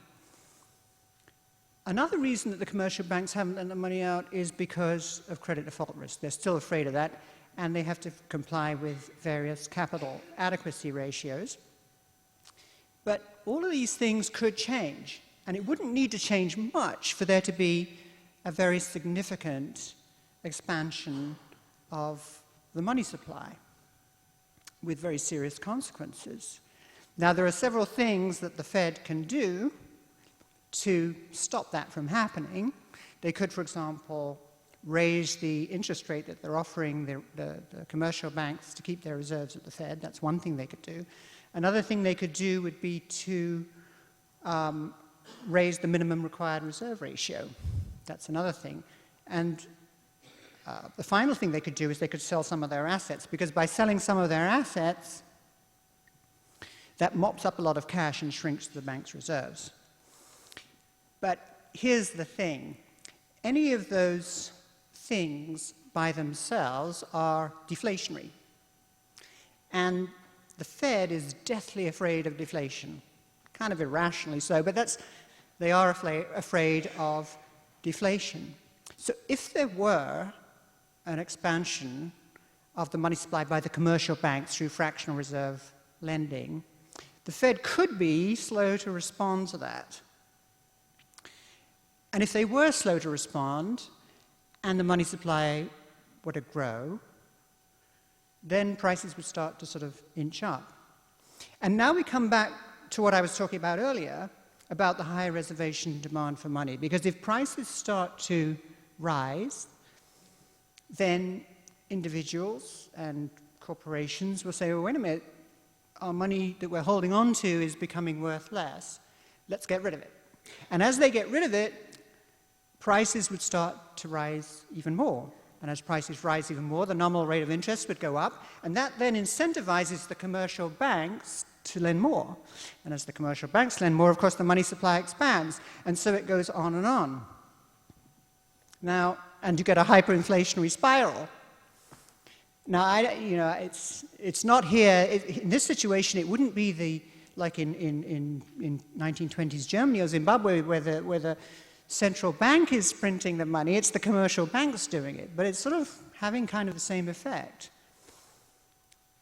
Now, I don't know whether this is actually going to happen or not, but the potential is certainly there. It all depends on whether or not the commercial banks start lending. It depends on how fast the Fed can react, and it depends on the psychology of the public. But it's like a sort of sword of Damocles hanging over the economy. If I were to give you an analogy, it was sort of like the commercial banks have this huge pyre of dry wood and a match, and that could go up any minute, and you've got the Fed over here with a garden hose and the public over here with a bucket of gasoline.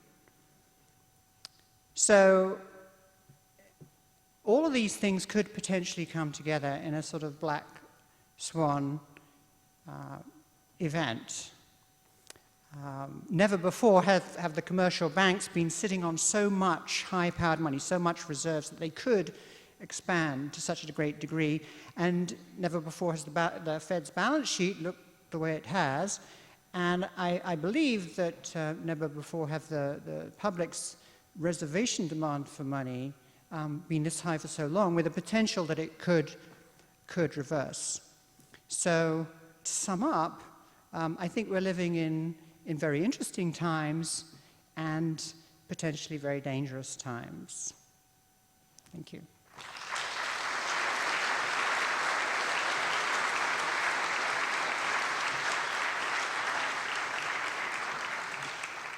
Well, thanks very much for that, Laura. We have Time for a few questions before a break, but I want to just reiterate what Doug Casey mentioned is, we have had examples in history of currencies collapsing in Weimar Germany, in Argentina, in Zimbabwe, but what we've never had is the global reserve currency of the world collapse. So that could be something that's absolutely unprecedented, for which there's no historical example. So that said, do we have any questions? Walter, what does your wife think about this housework balance? How does that work in the Block household? That's my question.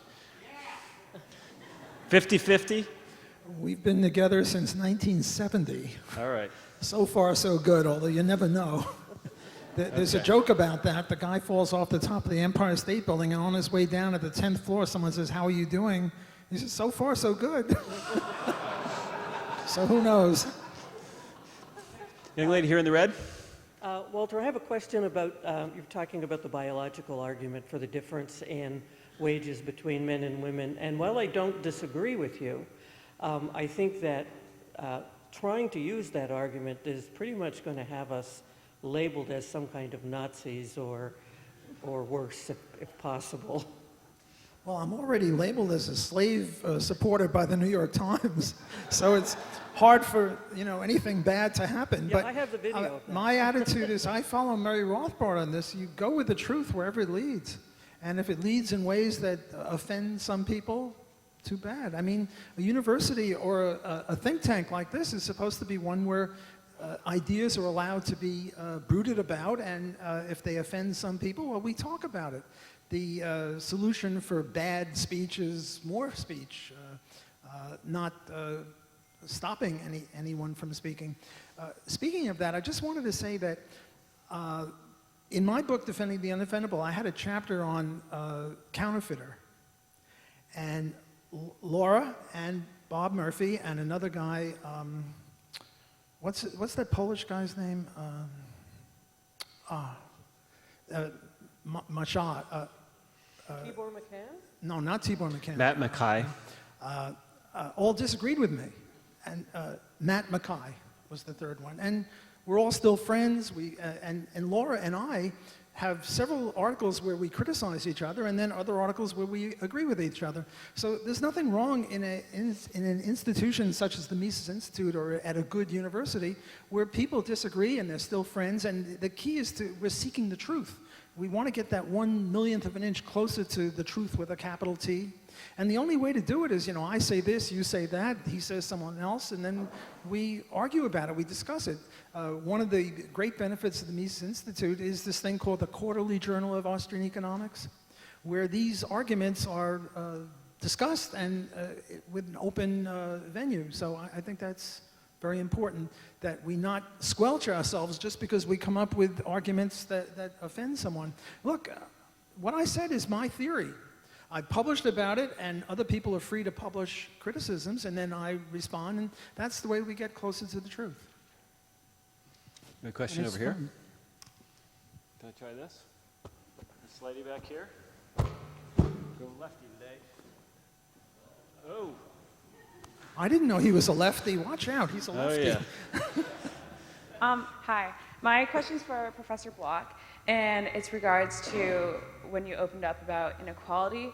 And I was just wondering if you could maybe talk about, like, I agree, I don't necessarily think that a doctor or a lawyer should be receiving the same pay as someone who works at McDonald's, but could you maybe address how the lack of equality to a good education impacts the inequality we see in the workforce, wage gap-wise? How the lack of opportunity in education impacts the divergence? To receive a good education. I'm sorry? To receive a good education. The lack of access to a good education. How that affects inequality in wages. The more assets, the better. But I mean, we live in a country, I don't know about other countries, where very poor people are always given scholarships. If a kid is poor but he's smart or she's smart, there's always support for that sort of a thing. So I don't really see that as a problem. I see it more biologically or culturally based on unequal share of household income or household work between men and women. I don't see education as the key. Women, I mean, it's true that 100 years ago, women were not allowed to be a doctor or a lawyer or something like that. And that would obviously skew things. But in the last 50 years, there's nothing like that. And now I think medical schools have got more women than men, and I think law schools, it's very close. So it's hard to attribute much of anything nowadays to that sort of a thing. 50 years ago, 80 years ago, I think you have a better case. I don't mean about gender necessarily. I mean more of like Race? Socioeconomic. You mean race? Yeah, I guess, but Well, Charles Murray, getting back to this lady in red, Charles Murray wrote this book with Richard Herrnstein, The Bell Curve, and he was excoriated for saying that there's a difference between in IQs.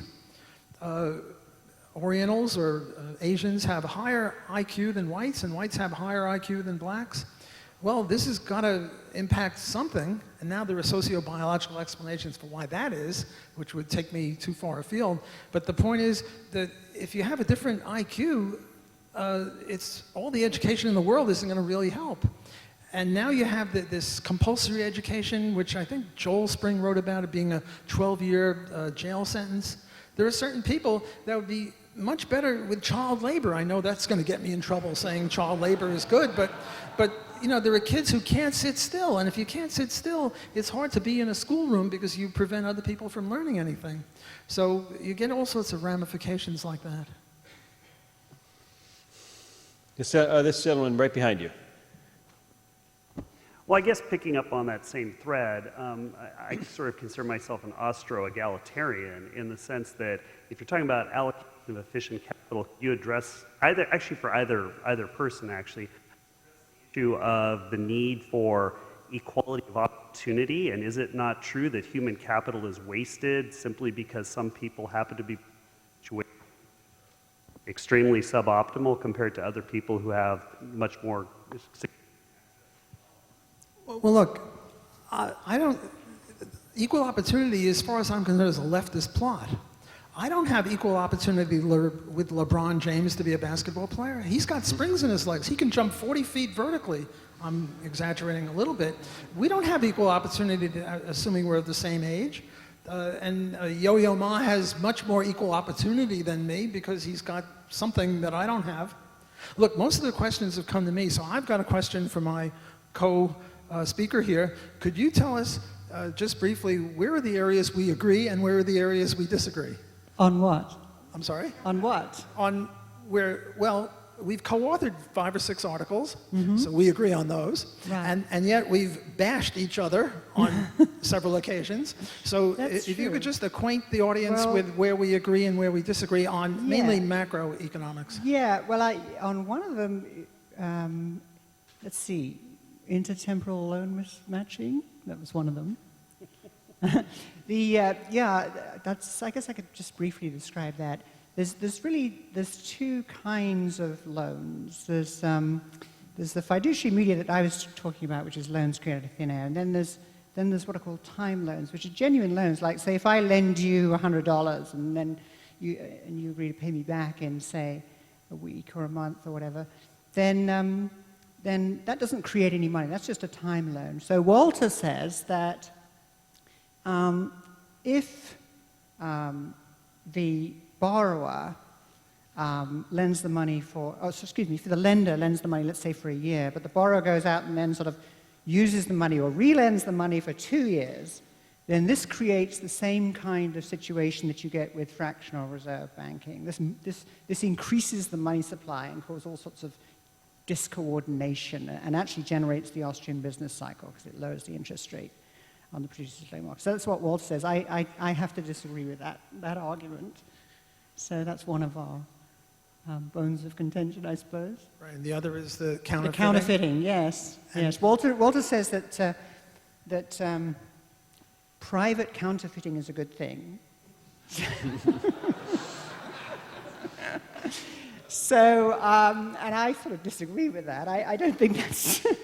I don't think that is a good. Well, let me qualify that. Private counterfeiting of fiat money is a good thing, not sort of real money like gold. But see, I think that fiat money, it's obviously funny money. It's money created by the Fed. It's not real money. But it is real money to the average person. And if you have some counterfeiter sort of producing billions of dollars worth of notes, then he's devaluing everybody's hard-earned money. And I just don't think that's right. It might not be, it's not their fault. I mean, they didn't create the fiat money, and they have to use it because there are legal tender laws that require them to use it. They can't start, if you start trading or using gold to pay for stuff, I don't think the government would be too happy about that. But so that's another area. Walter says it's perfectly fine for him to go print billions of dollars because he's undermining the system. But I'm not suggesting that we settle this now, but Laura has promised to come visit me in jail.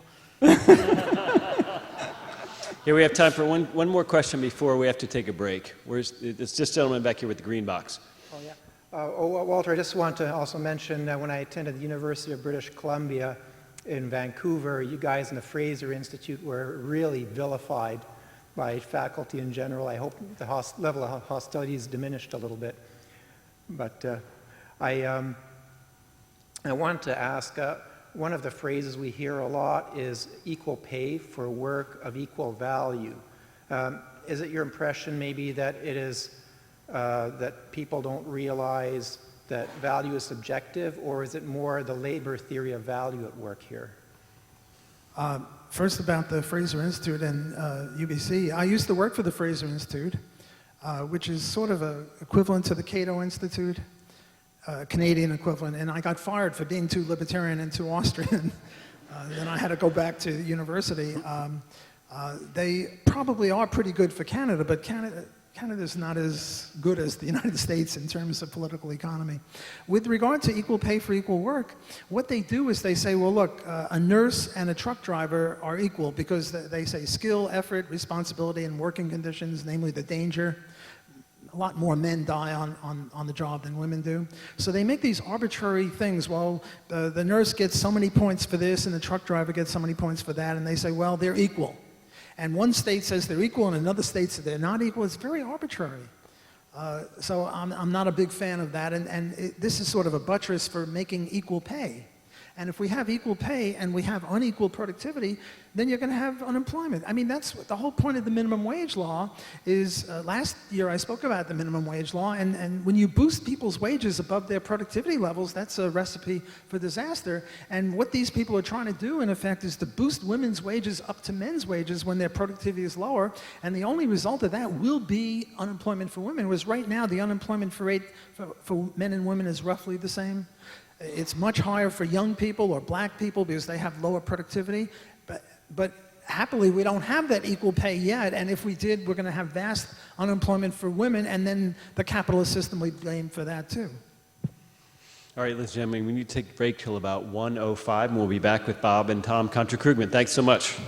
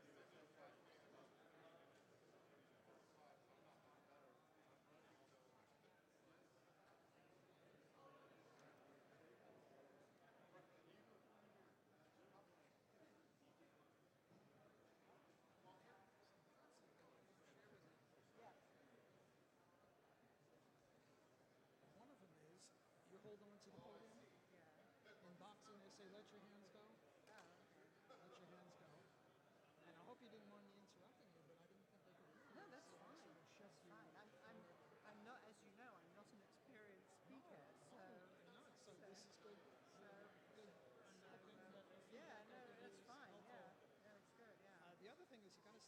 2 feet. Yeah. If you stand on 1 foot and go like this and like that, Yeah. then you hold on to the podium. So stand on 2 feet. Don't hold the podium. And also, if you had some sort of thing to show them, Yeah. it might have helped. Yeah, I didn't know.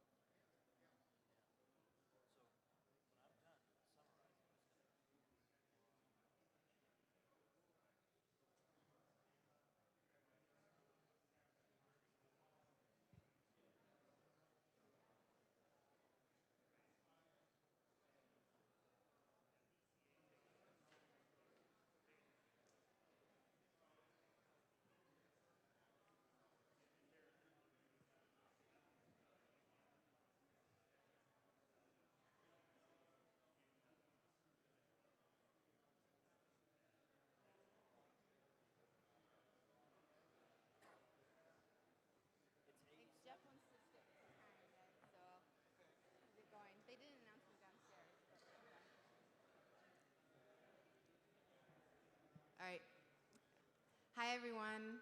It looks like we have tough competition because there's a nice layout of food downstairs, but in the interest of sticking to the schedule, we'd like to get started. And I have the pleasure of introducing Tom and Bob, who I've gotten to know at events, first met them about like 7-8 years ago, and they're typically known as the next generation of Austrian thinkers, and have this great podcast that comes out on a weekly basis, and it's pretty much this kind of setup where you're discussing ideas about the economy, government, and they will inform you and make you laugh. So it's a great combo. And hoping more people will come up here, and we might do another yell out, but you guys want to go ahead? Come, people, more.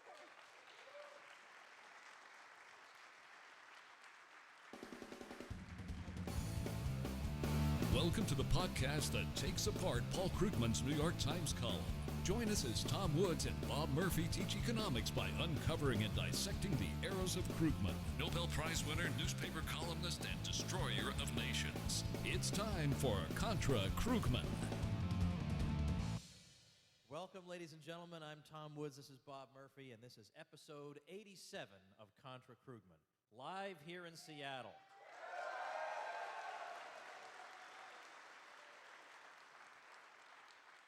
As Betsy mentioned, Bob and I do this every week. We release an episode of Contra Krugman every week. We review one of the 2 New York Times columns that Krugman has released that week, and we critique it.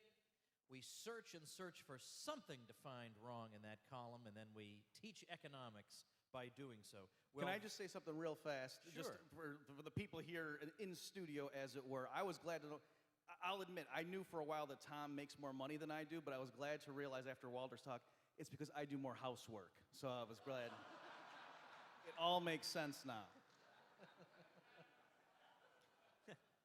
There are a few inside jokes in the podcast that will be understood by people who've been listening to a number of them. So if some people laugh at something and you're not following it, I don't know.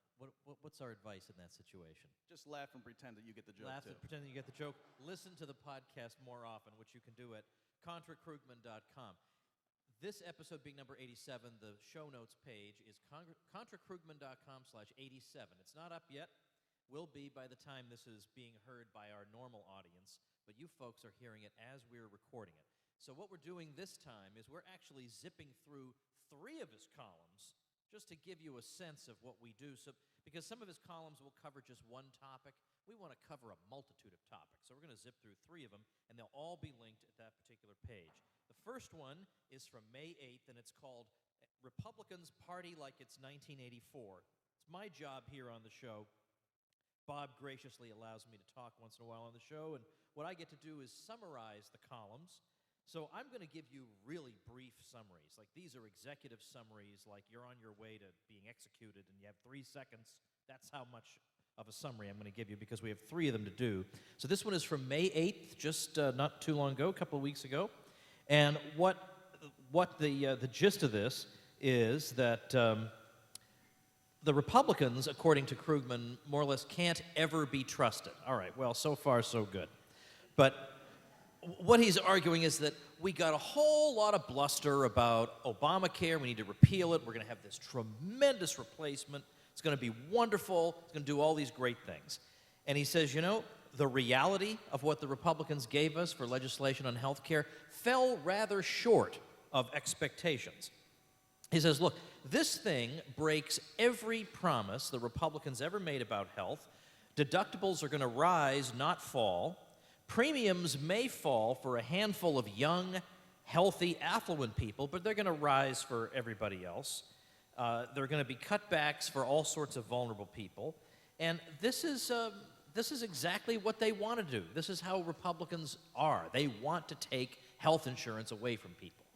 And he puts it quite that way, by the way, in a couple of these columns we're going to be talking about. This is what they naturally thrive on, which is taking away things from vulnerable people. And he says that according to independent estimates of an earlier version of Trump Care, people with incomes over $1 million will save an average of more than $50,000 a year. And there's a good chunk of GOPers for whom that's all they care about is these folks at the top. So this is the style of the typical Krugman column. It's goes after the GOP, says that they're only in it for the wealthy and they just want to hurt vulnerable people. So he says, I personally think that Donald Trump gets some positive pleasure out of people who made the mistake of trusting him for a ride. And he says, look, this is a freedom is slavery, ignorance is strength moment. What we were presented for health care is positively Orwellian.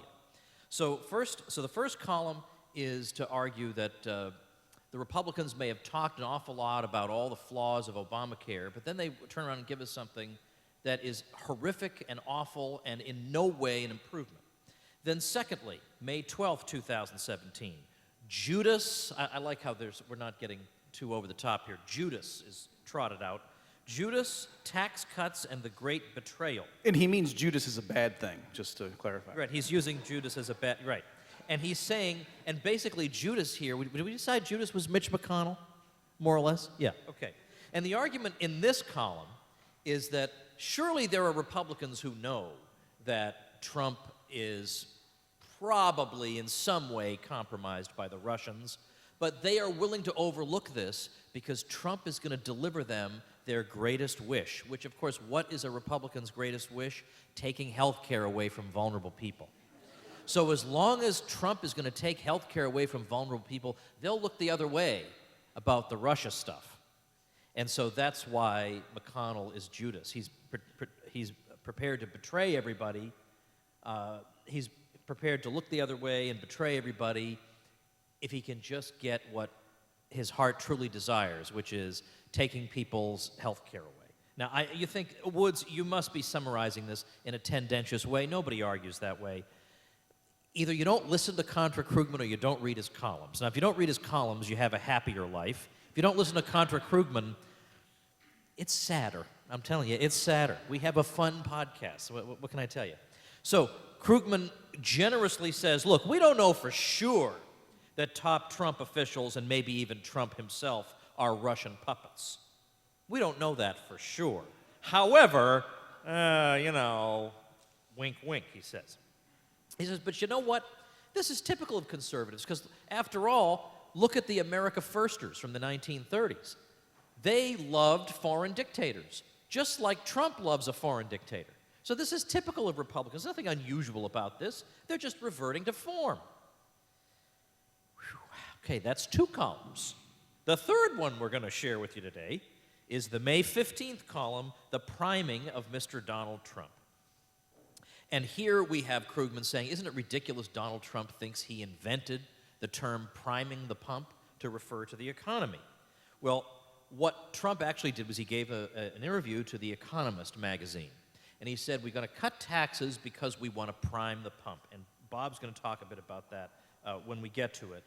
But Krugman, as most people, took that to mean, because Trump then said, he asked the reporter, are you familiar with this term, this use of this term? Because I wasn't, and I made it up the other day, and I rather like it. And people took this to mean, boy, this guy thinks he invented the term priming the pump. So we're gonna talk about that. But anyway, the typical way that phrase is used is we need more government spending pumped into the economy to get the thing going. And Krugman spends the column explaining what that's all about and why it can be useful to do that. But what he's arguing now, and what he indeed argued a few months ago, was that, yes, even though Krugman for years has been calling for deficit spending, for years, bigger deficits, we need bigger deficits, all of a sudden in 2017, you'll never guess, now's the time to keep an eye on the deficit. All of a sudden, we got to watch spending. That happened in 2017. We got to watch spending. He says, because things are totally different now from when I was talking about why we need to increase spend. Things are totally different, he says.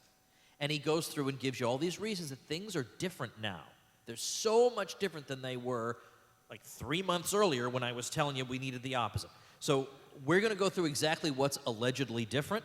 We did do this, by the way. We devoted all of episode 69 of Contra Krugman to exactly that, to how different are things from the 5 minutes ago when he was saying we need to increase spending. And it turns out these indicators were exactly the same then as they are now. The one difference seems to be there's a guy with an R next to his name in the White House now, and suddenly we got to be careful about deficits. So he is willing to say, I would accept deficits if it's in exchange for more infrastructure. That he's fine with. He says, but really, what does Trump want deficits for? Just so he could give tax cuts to his rich friends. Now you think, Woods, okay, I listened to your summaries, and this is all just like boilerplate. This sounds like a speech from the Democratic Party convention from 1984. Like, how could you possibly get any economic knowledge out of this? You can't. What you can do, though, is by teaching the opposite of everything he just said, you can, in fact, convey some economic knowledge. And, Bob, I am now going to place the burden of that task upon your shoulders. I'm going to hand you these columns back that you lent me. I don't really want them anymore. And now, Bob, I am going to let you start us off. Why don't we start off with the claim that premiums, health premiums, would fall for maybe a handful of people if Obamacare were replaced. A handful of people. Right, so let me just read these. So Krugman's got this rhetorical style when he's talking about healthcare to try to minimize and just show the disparate impact. So he can't just say there's literally no single person in the United States who would benefit from this Republican plan. And I should say as a caveat, because I know we have some people here who have never heard the podcast, because Krugman holds up, here, we don't even have to engage in hyperbole. He's literally calling the Republicans Judas. Okay, so this is the way he talks. So when we're criticizing him, it comes off sometimes like we're defending the Republicans, and it's not that so much. It's just more that we're saying, no, these claims are hyperbolic, and let's look at this more accurately. So by no means should any of this come off like we're all in favor of the health reform that was coming out of D.C. lately, but we're just trying to show how misleading a lot of Krugman's claims are. So, for example, he says, premiums may fall for a handful of young, healthy, affluent people, but will rise in many cases. Right, so he's using the term handful there, when in fact, this is obviously millions of people. That the original Affordable Care Act, the very nature of it was to sort of put everyone into comparable pools to make it illegal for health insurance companies to discriminate according to pre-existing conditions. It did things like say the spread between premiums on people based on age can only be a factor of 3, right? So take two otherwise equivalent people, but one person's 70, the other person's 22, then the health insurers under the Affordable Care Act could charge no more than 3 times the premium, which is artificial. That was a much narrower band than had been the case before. So obviously, if you undo that, well, then now it's not that the young and healthy are implicitly subsidizing the older and the people with pre-existing conditions. So again, just the rhetorical trick there of Krugman saying premiums may fall for a handful of people. Let me give you another example of what I mean here. So later in the same column, he says, according to independent estimates of an earlier version of Trump Care, people with incomes over $1 million would save an average of more than $50,000 a year. Okay, so Krugman's trying to show the disparity, like to say, who are the winners and the losers? And that's all he says about the fact that there are large tax cuts involved with the Republican plan, because again, remember the Affordable Care Act came with huge tax increases. That was partly how they were going to contain the impact on the deficit from all this, new subsidies. So, of course, if you undo that, well, then that's going to be a huge tax cut. So let me just give you an example of how slippery Krugman can be. So if you, and I should say, with what I've learned doing this podcast, I thought at the beginning that, to show the contrast of what Krugman's numbers are with more realistic ones, you would have to go to, like, the Cato Institute or Heritage. No, all you need to do typically is click the link and then see how it's the exact opposite of the way Krugman summarized it. So for this one, just for example, I'll just give you these numbers, Tom, and turn it back over to you. It's what Krugman said is true. Okay, you can go to the link and you can find the table that he was talking about here. But let me give you some more facts. So coming away from that, you would think that, oh yeah, this is just for rich people. This table, so it's from, who is this from? This is from the Urban Institute. They did a tax assessment, not of the most recent one that passed the House, but the original one that didn't get through. But, the grand scheme, they're comparable. And so, yes, it is true. They put a little thing in there saying for households that earn more than $1 million a year, on average, they will save $50,000 on their tax bill, and that is a shocking statistic. But if you think about what's driving that? Well, it's because the Affordable Care Act included things like a 3.8% surtax on net investment income. Okay, so clearly that kind of a tax is explicitly designed to just hit upper income people. And so once you unroll that, well, then obviously it's going to help upper income people, okay? But far be it, it's not true to say this is just for the upper crust. For example, if you add up all the people whose taxes go down, it's 54.9% of all households.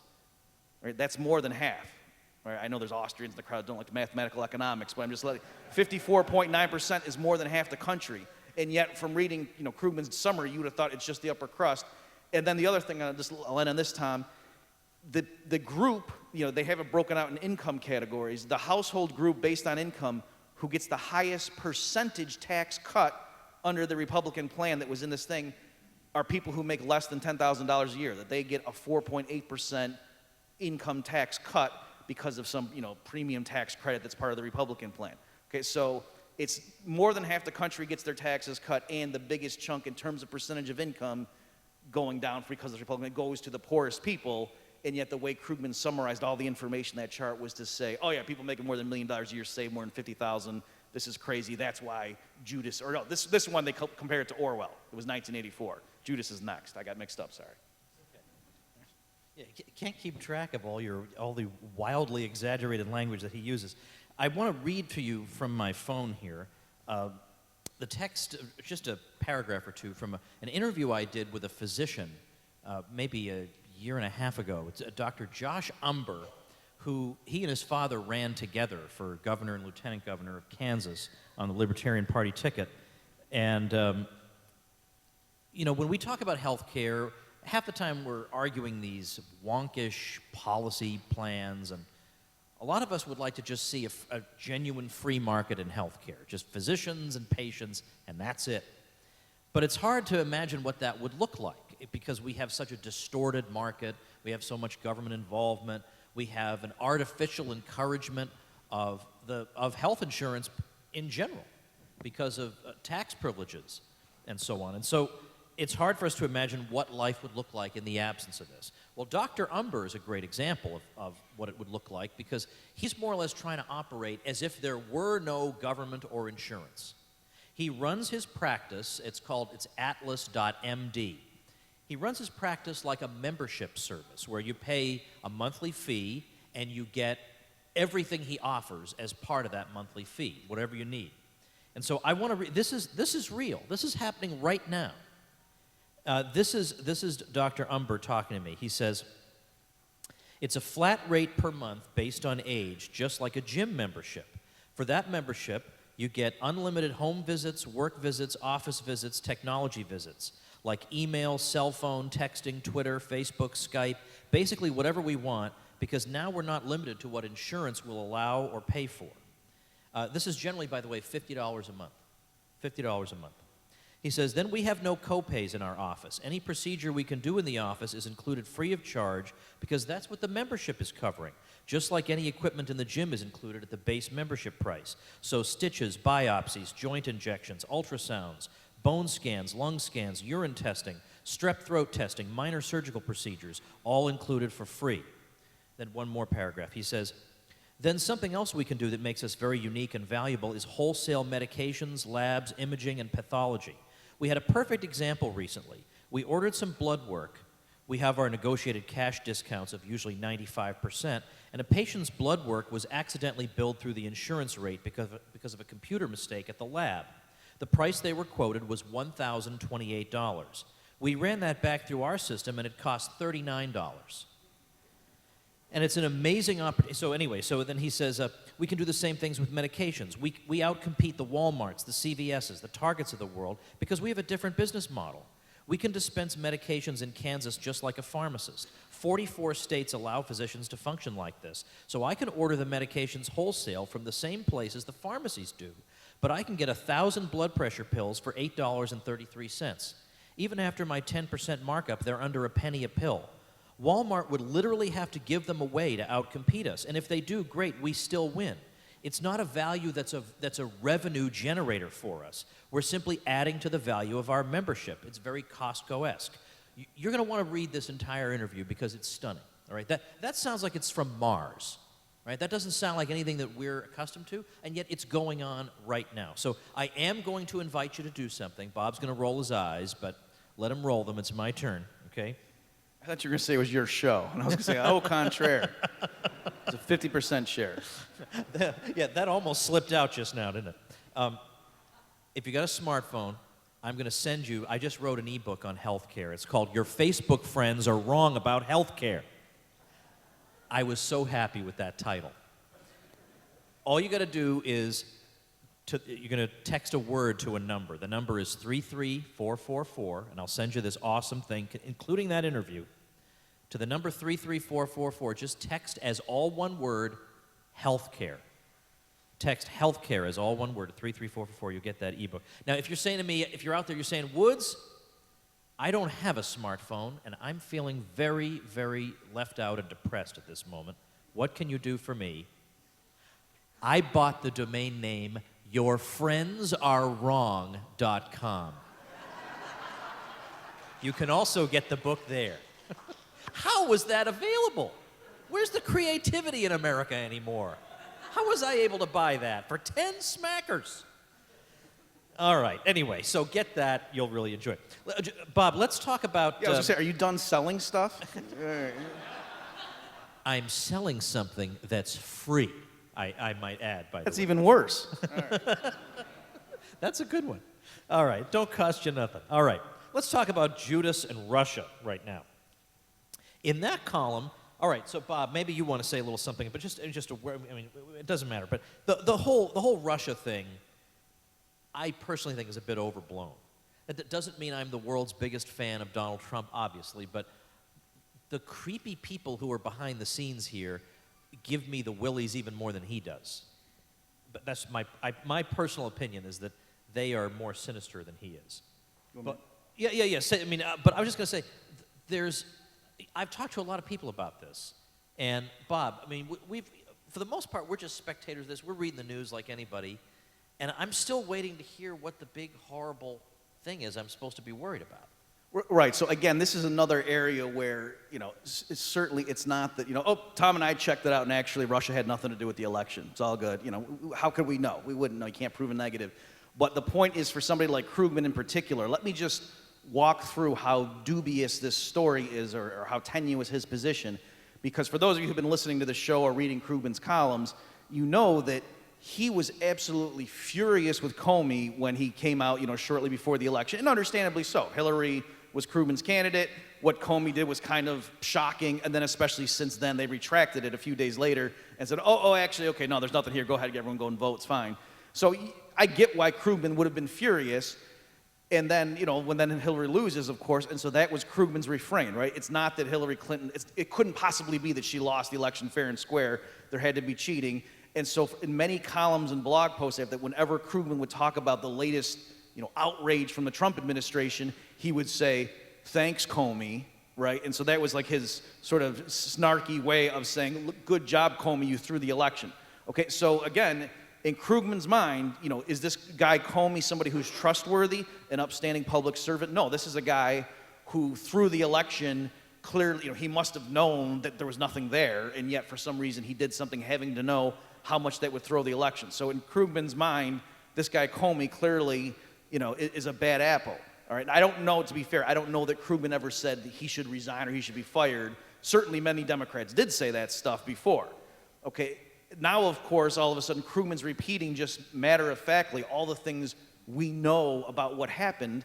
For example, we just know that Trump told Comey, it'd be great if, you could just let this thing with Flynn go away, or I'm paraphrasing, but you guys have all heard that, the thing that's coming from this memo and so on. So let me just make sure you get the timeline of what happened here. So as of, let's say January, Krugman would have been saying, thanks, Comey, for, throwing the election, complete dereliction of duty. Flynn actually resigned on February 13th. This meeting in which Trump allegedly told Comey, hey, can you back off Flynn, happened the next day, February 14th. Okay, so make sure you realize the timeline here, even if everything is true that Comey's talking about in this memo that he has supposedly wrote up, it's not that Flynn was still safely in his job and Trump was kind of contained things. Everything had already blown up and Flynn had to resign, and that's the day afterwards. So again, it's not clear, even if this did happen, it could be that Trump just meant the guy's career is ruined, he's going to go down in history as a Russian spy, basically. Can you at least just stop investigating the guy? Again, we don't know, but that's the context. It's not that he was trying to prevent people from learning the truth. The guy had already resigned the day before. Comey says nothing about this, all through there while he still has his job. In early May, Comey's testifying to the Senate, and a senator says to him, I'm slightly paraphrasing, but this is close, said, hypothetically speaking, if the Attorney General or senior officials at the Department of Justice were to lean on the FBI and say they wanted you to drop a pending investigation, could they do that? And Comey says, theoretically, yes. And the senator comes back and says, has that ever happened in your experience? And Comey says, no, not in my experience. That would clearly cause a lot of eyebrows to be raised if they interfere with an investigation like that. Okay, so again, it's possible that Comey was, thinking, no, strictly speaking, he asked me about the Attorney General and, Department of Justice officials, not the President himself. But that would have been a good time to say, by the way, Trump actually did, obstruct justice a few months ago, but Comey didn't say anything in response to those questions. And the only time this comes out is after he gets fired. Okay, so again, that doesn't prove what did or did not happen, but I'm just saying it's weird that this guy who Krugman was vilifying as, this corrupt guy who threw the election now, after he gets fired, this stuff comes out that arguably he misled senators under testimony or under oath to say there was nobody from the executive branch leaning on me or higher levels to drop this investigation.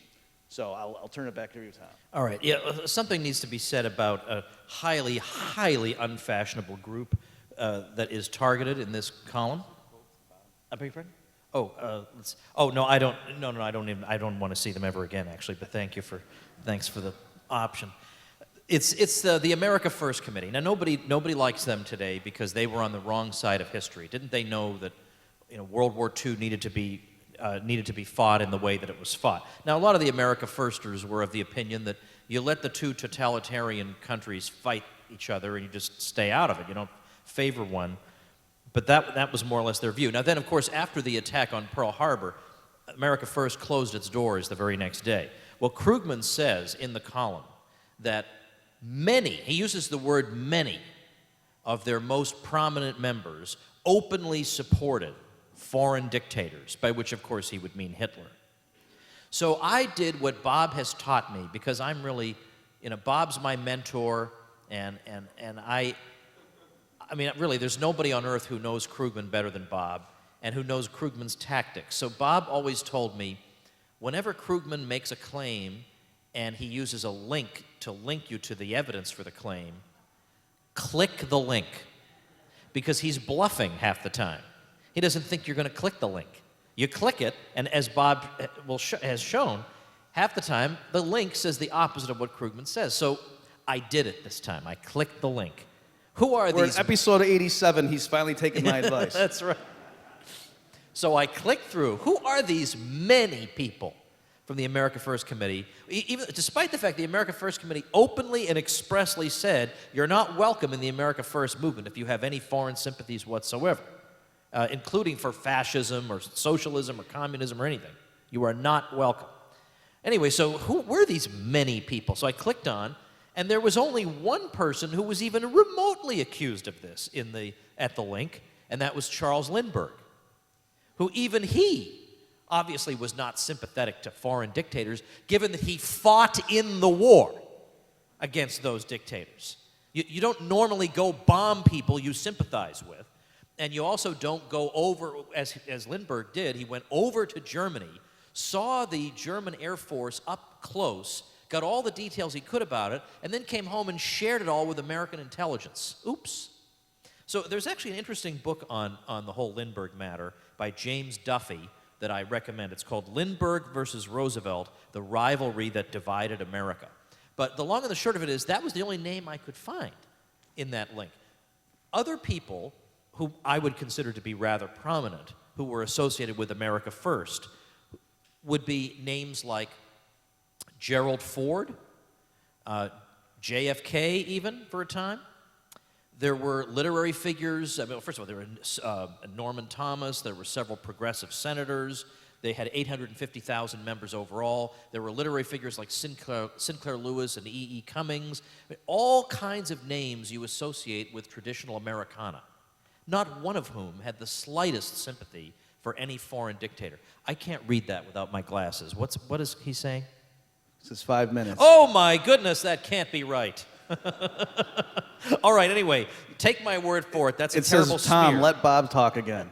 It's a terrible smear on the America First people. All right, let's go to the priming of the pump thing, because Bob read the interview with The Economist that Donald Trump did, and so therefore Bob's qualified to speak on it. So go ahead and do that.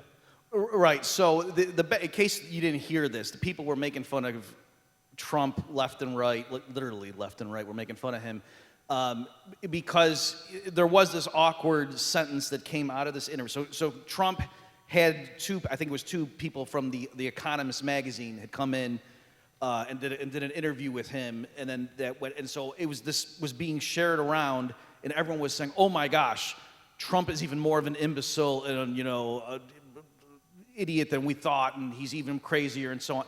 So again, I clicked and went to go read it, and I have to tell you, in terms of if you were worried about, is Trump just kind of like putting on a show and really, some of his over-the-top bombastic statements aren't as indicating of his mental state of health that you would have thought.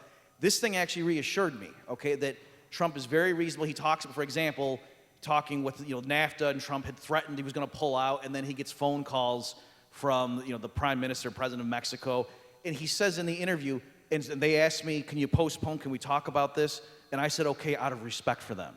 Okay, so that's not like the crazy Trump image that you get, that he says out of respect for the leader of Mexico, I decided to reconsider, right? So I'm just saying things like that. Another example, people were saying, "Oh, in this interview, Trump says that he introduced the world to Mike Pence," but that's not true. That's a dirty lie. People knew who Pence was. If you go and look it up, what Trump's doing is, so he's talking to the interviewers, and then he goes, "Hey, has anybody heard of Mike Pence, the vice president?" And then Pence walks in. So Trump's putting on a show. It's like a wrestling match. He's like, "Get your hands together for Vice President Mike Pence." That's what he was doing. He wasn't saying, "Had anybody heard this guy before?" and picked him as my vice president. So I'm saying little things like that. It seems like people almost willfully trying not to understand him. Another quick example, in this interview, Trump's talking about NAFTA, and he says the U.S. has a trade deficit with Canada right now, and he throws out some number. And Matt Iglesias at Vox says, "That's a dirty, rotten lie. We actually have a trade surplus with Canada." So I was curious, so I'm sort of a sleuth. What I did is I went to Google and I typed in U.S.-Canada trade balance.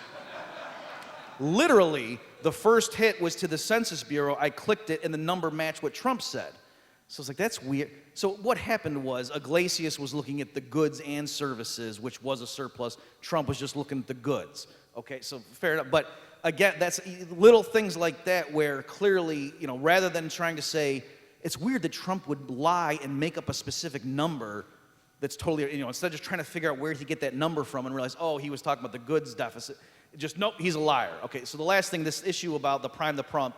So Trump says we have to prime the pump, and the Economist person says it's very Keynesian. And then Trump says, we're the highest tax nation in the world. Have you heard that expression before for this particular type of event? And the Economist guy says, priming the pump? And Trump says, yeah. Have you heard of it? Yes. Have you heard that expression used before? Because I haven't heard it. I mean, I came up with it a couple days ago, and I thought it was good. It's what you have to do. Okay, so that's the snippet that they quoted. And so my point is, Trump talks funny. He says weird stuff, but if Trump were really saying, I coined this phrase 2 days ago, would he have had three introductory questions to say, have you ever heard that before, right? If I claimed that I made up a new song, I wouldn't say to Tom, hey, have you ever heard this song before? And then, sing a few bars of it, and then, because I made it up yesterday. That wouldn't make any sense, right? You know what I'm saying? So I think possibly what happened is Trump was saying, like, I hadn't heard that phrase in this context before. I stumbled across it, and now that's what we're using, because I think it's a cool phrase. Have you ever heard it used like that before? So, yeah, certainly it shows he's not a policy wonk and didn't realize Keynesians have been using that since the 30s. But I don't think Trump was claiming I coined this phrase 2 days ago, because otherwise his earlier questions make no sense. let's say quickly, maybe given that we did start a few minutes late, maybe if I don't look at Clay, maybe the signs don't have effect on us. The whole thing We're about going to float the clock, like float the currency, you know. So. Bob, let's just really quickly hit the. We can't have deficit spending now because conditions are totally changed. Because he says, he's talking about quit rates and stuff like that. Just give us 30 seconds of why, when he first made that claim a few months ago, it turns out that months earlier, when he was saying we do need deficit spending, all these factors that he said are now totally different were exactly the same then. When under Obama, he was saying we need deficit spending. Right. So we had do you remember what the episode number was? Number 69. Yeah. So in episode 69, we hit it. Krugman had the best column of all time. It was literally titled "Deficits Matter Again." Okay. Imagine that. Why? Because now all of a sudden Trump's in. So everyone kind of knew Krugman was going to have to pivot. That he was calling for big deficit spending all along, but now that Trump's in and wanting to have big infrastructure spending and tax cuts that would cause the deficit to blow up, Krugman wouldn't be for it, right?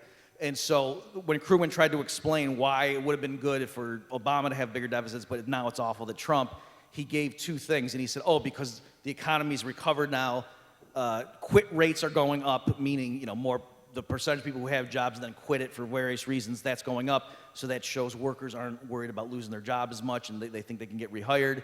And also that wages are rising. And so we went through and just documented any column Krugman had written in 2016 before the election where Krugman had used the words deficit or I think borrowing was another one, and just see the context. And so he was all throughout for bigger deficits, making fun of the deficit scolds and those people.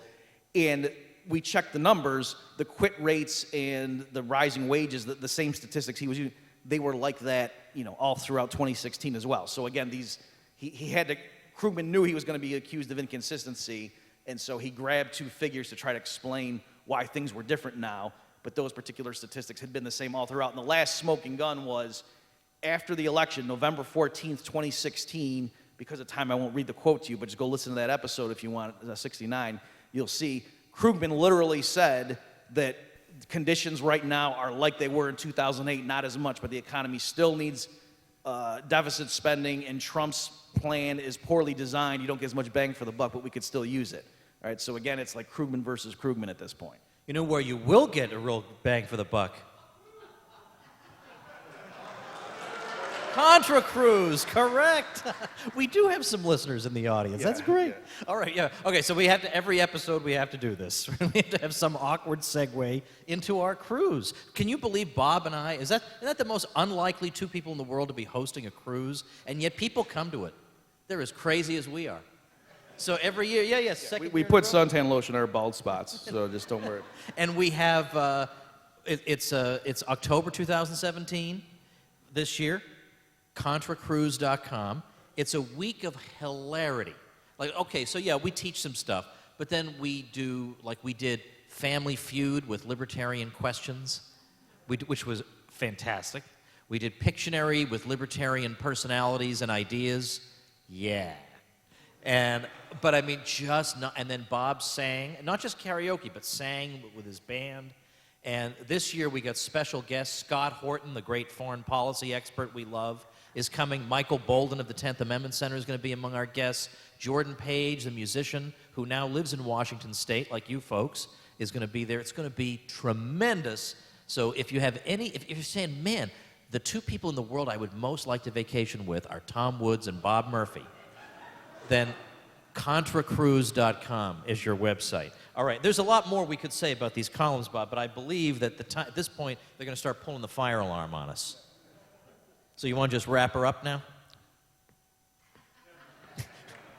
Okay. It's the awkward pause.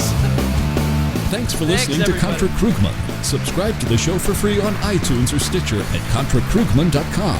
You'll also find detailed show notes pages, our blog, books by Tom and Bob, and more at ContraKrugman.com. See you next week.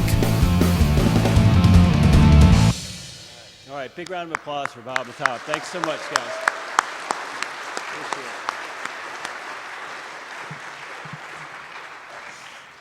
Well, real quick, we've got a few minutes left. First, we want to find out who Jared Norden is. He's the winner of our silver coin today. Is he in the audience? All right. Congratulations, Jared.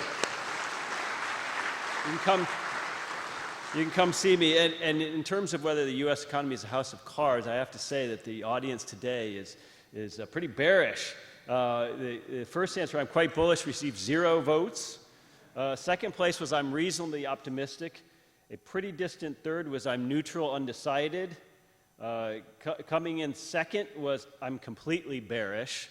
So the sky is not totally falling in Seattle. But coming in first place by an overwhelming majority was I'm fairly pessimistic. So that's the state of the U.S. economy for you if this audience is the judge. So before we adjourn, I just wanted to ask some of you sort of a personal question. What do you think about the state of the United States today? Is the sky falling? That's really what I spend a lot of time thinking and talking and writing about.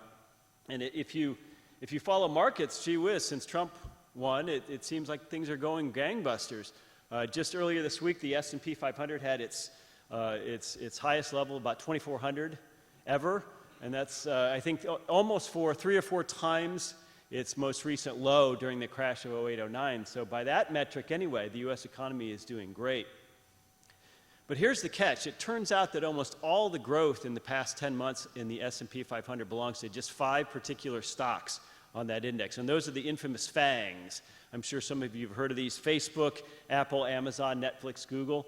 Those 5 stocks account for virtually all the growth in the S&P 500, which means that the other 495 companies on that exchange lost almost as much market capitalization as the FANGs gained. And included in those, of course, since we're in Seattle, is this very peculiar company known as Amazon. I don't know if any of you have read David Stockman, but David Stockman's written quite a bit about Amazon and recently celebrated its 20th anniversary of going public in the 1990s. And by any measure, Amazon's a blue chip stock in the new economy, right? I mean, this is a large, well-established, dominates its sector, household name, all the things you want in a blue chip. But there's just one little catch with Amazon. It doesn't make money, or at least not much. It's had some very thin profitability years, but for the most part, Amazon has lost money. How can this be?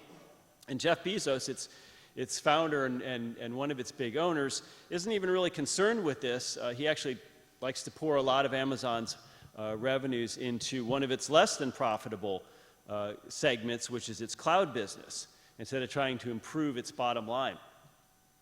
So, Peter Thiel, a name I'm sure many of you are familiar with, maybe he's right. He says, well, don't worry about that. Don't worry about PE ratios and profitability. The value of a company is how much money it's going to make in the future, out to infinity. That's how we measure the value of a company, discounted to its present value because of the time value of money. But a company is worth all the money it's going to make in the future. And right now the market tells us that's $460 billion for Amazon. Of course, we can't know how much Amazon's going to make down the road. That's an if. That's a what if. So maybe Peter Thiel's right, but maybe David Stockman's right. Maybe Amazon's just wildly overvalued. Stockman calls it the greatest cash burn machine ever created. And we have to remember, this isn't some startup. This is a 25-year-old company. And so David Stockman says, in an honest free market, real investors would never give a $250 billion valuation to a business that refuses to make a profit, never pays a dividend, and is a 1%er at best in the free cash flow department. That is the very thing capitalist enterprises are born to produce. So, my point here today is not to pick on Amazon or any of these amazing tech companies like Facebook and Netflix that do these amazing things for us that we all rely on, but never make much profit. Maybe there really is, in Peter Thiel's mind, sort of a new corporate paradigm in America. We're going to have long-term outlooks finally. And if you recall, some of you in the audience might know that Sony Corporation, for example, used to have 50-year plans for what Sony would do. And that kind of sounds good, right? We're not just worried about the next quarter's bottom line. But I'm kind of old-fashioned. I think there's something unsettling about companies that make lots and lots and lots of money for their founders and their major shareholders without generating a profit. And when they do this, I think we're venturing into territory that David Stockman calls a casino rather than a market. And we're in a casino like at the track. Everyone has to find a horse to invest in. Everyone has to find the next Amazon. But the problem, we see this in the S&P 500, is that there's a lot more, hundreds more losers for every winning horse. And what it makes me think, as a simple-minded guy, is that Amazon is this sort of uneasy symbol of what seems artificial and unsustainable about our economy. And when something feels or seems artificial and unsustainable, maybe that's because it is. And this leads me to the title of this little talk here, is Whether the Sky Has Fallen. Well, whether it's fallen or whether it is falling really depends on who you ask. And it's more a matter of perspective than any objective metrics we'd like to think we have, with apologies to the people who compile what I consider the almost useless GDP figures. So whether the economy is good or bad, growing or crashing, it depends very much on whom you ask. I suspect most people in this room today have the good fortune to work in the knowledge economy, to have a job that's well-paying, or at least opportunities for a job that are well-paying if you're a young person, or perhaps maybe enough personal wealth to see you through. So a lot of us in this room probably see the glass as half full, but we certainly shouldn't ignore the sky really has fallen for millions and millions of Americans, especially since the crash of 2008, 2009. If you're a 50 or 60-something who lost your job in that crash, you're very unlikely to ever have the kind of salary or career prestige you ever had. If you're a blue-collar worker who works in a coal mine or a factory or an auto plant, maybe the sky has fallen for you. If you're a retiree who lost, let's say, 40 to 50% of everything you had in that crash of 2008 and you were too scared to stay in the market, especially if you're a millennial, and you sort of have to accept this new mindset that you're going to be the first generation in U.S. history to have this new normal of starting life out with huge amounts of debt and maybe even having to accept a lower material standard of living than your parents. And I think the sky really has fallen, especially for just a huge and amorphous number, probably millions of Americans who just simply feel kind of lost in this new economy with constant disruptions. We talked about this in Silicon Valley, disruptors, with no job security and fewer benefits, people who fear outsourcing and offshoring and automation, and people who aren't comfortable or ready or nimble enough to just say, hey, I'm going to drop everything and move every 3 years to be part of a gig economy. So for these people, the sky has fallen, and hopelessness in and of itself, I think, is a form of poverty. It's a severe form of poverty, and it's one that's spreading higher up into the middle class than at any time in this country since the Great Depression. So while most of us are big believers in capitalism and free markets and global trade, it's sort of facile to just assume or imagine that everybody else sees things the same way. Right? There are winners and losers, even if the world is getting richer. The sky doesn't fall for everyone at the same time, and it can actually fall in sort of slow motion ways that might profoundly affect our grandchildren. So obviously, none of us knows what the future economy is going to look like in 3 years or 5 years or 10 years. We can't know per se. If we did, we'd probably be out shorting. We'd be at our E-Trade accounts shorting Snapchat or Sears or whatever it might be to get rich off this malaise. But let me just throw out 3 quick assertions that I think can help us all understand a little bit better what's going on. And the first is that, look, whatever's happening, the Fed and other central banks, they can't make it better, but they sure as hell can make it worse. Okay, creating new money and credit doesn't create any new jobs or services or Honda Accords. We shouldn't care so much about the quantity of money. We should care a lot more about the quality of money. And even the Janet Yellens of the world admit this. Second, again, I'm a big David Stockman fan, and it shows, we can't really know what anything costs or should cost. I mean, as Stockman tells us, interest rates are the most important prices in the economy, and they have been absurdly and supremely manipulated, really for decades, but certainly since the tech stock crash of 2000, 2001, when Alan Greenspan really got going. So when you manipulate interest rates, it's impossible to know the true real price of the honest price, which is to say the free market price of almost anything, whether that's oil or real estate or tech stocks or Amazon or even, I don't know, milk and bread at the grocery store. So when the cost of borrowing money is artificially cheap, when money and credit are cheap, lots and lots of businesses look good on paper that wouldn't otherwise. And when safe investments like treasury bonds and CDs and money market funds don't pay very much, we're all forced into riskier investments and going out there and chasing yields.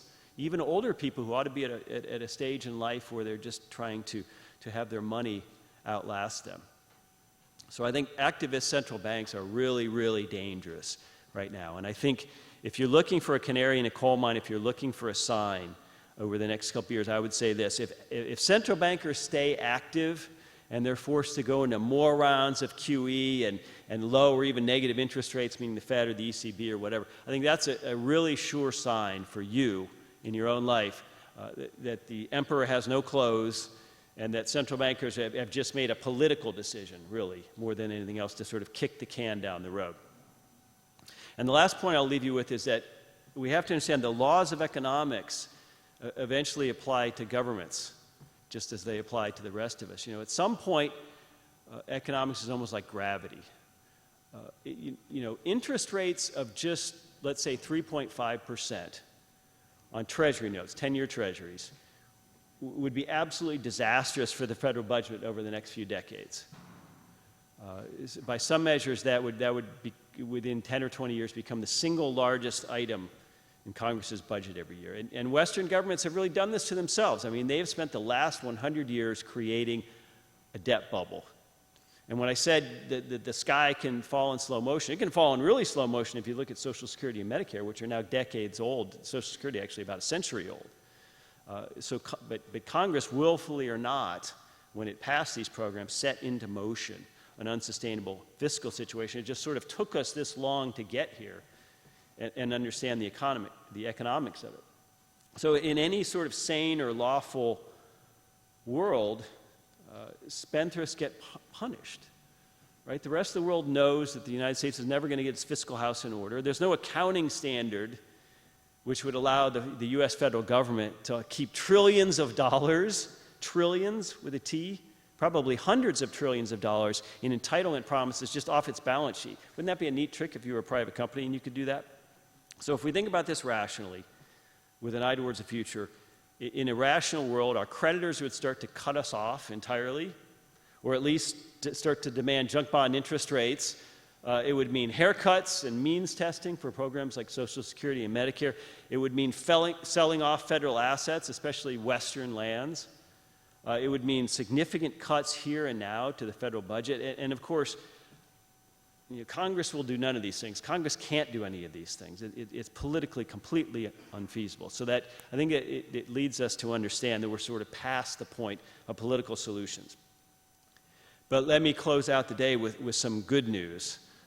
Because we have to remember that when we say the economy is, when we're talking about the U.S. economy, is 320 million people. When we're talking about the world, it's 7.5 billion people, the vast majority of whom get up every day motivated to try to improve their economic and material circumstances. So this is a huge and powerful motivation. And it's so strong, it's so powerful that it can actually overcome a lot of the biggest screw-ups of governments and central banks. It's a very powerful force.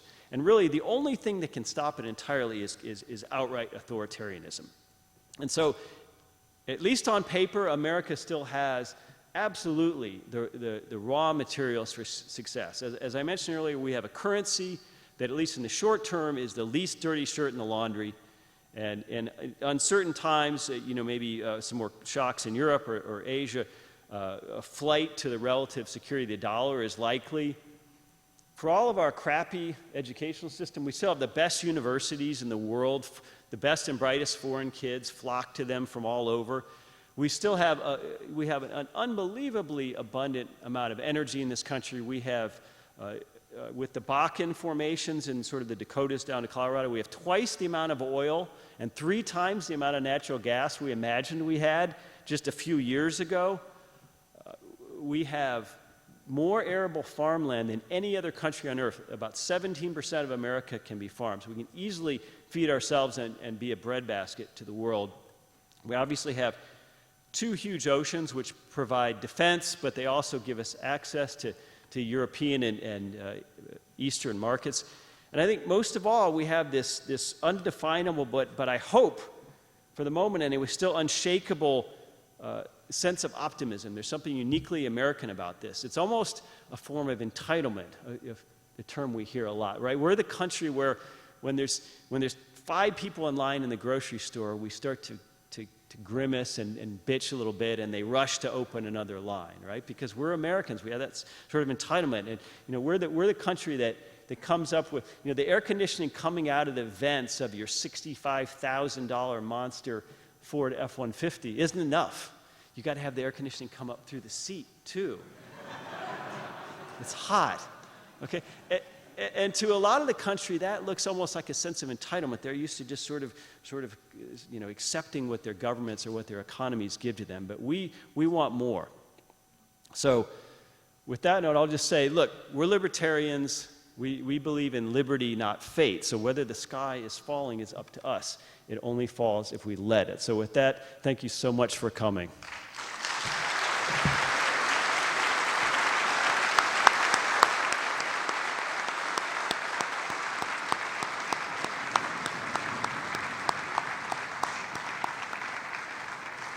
So we will see you on the way out. We still have some books, and Jared Norton, please come find me. And I'd like to especially take a moment just to thank the Allisons who have hosted us twice now in Seattle, and I look forward to seeing all of you again. Thanks so much for coming out and spending your time with us. We appreciate it very much.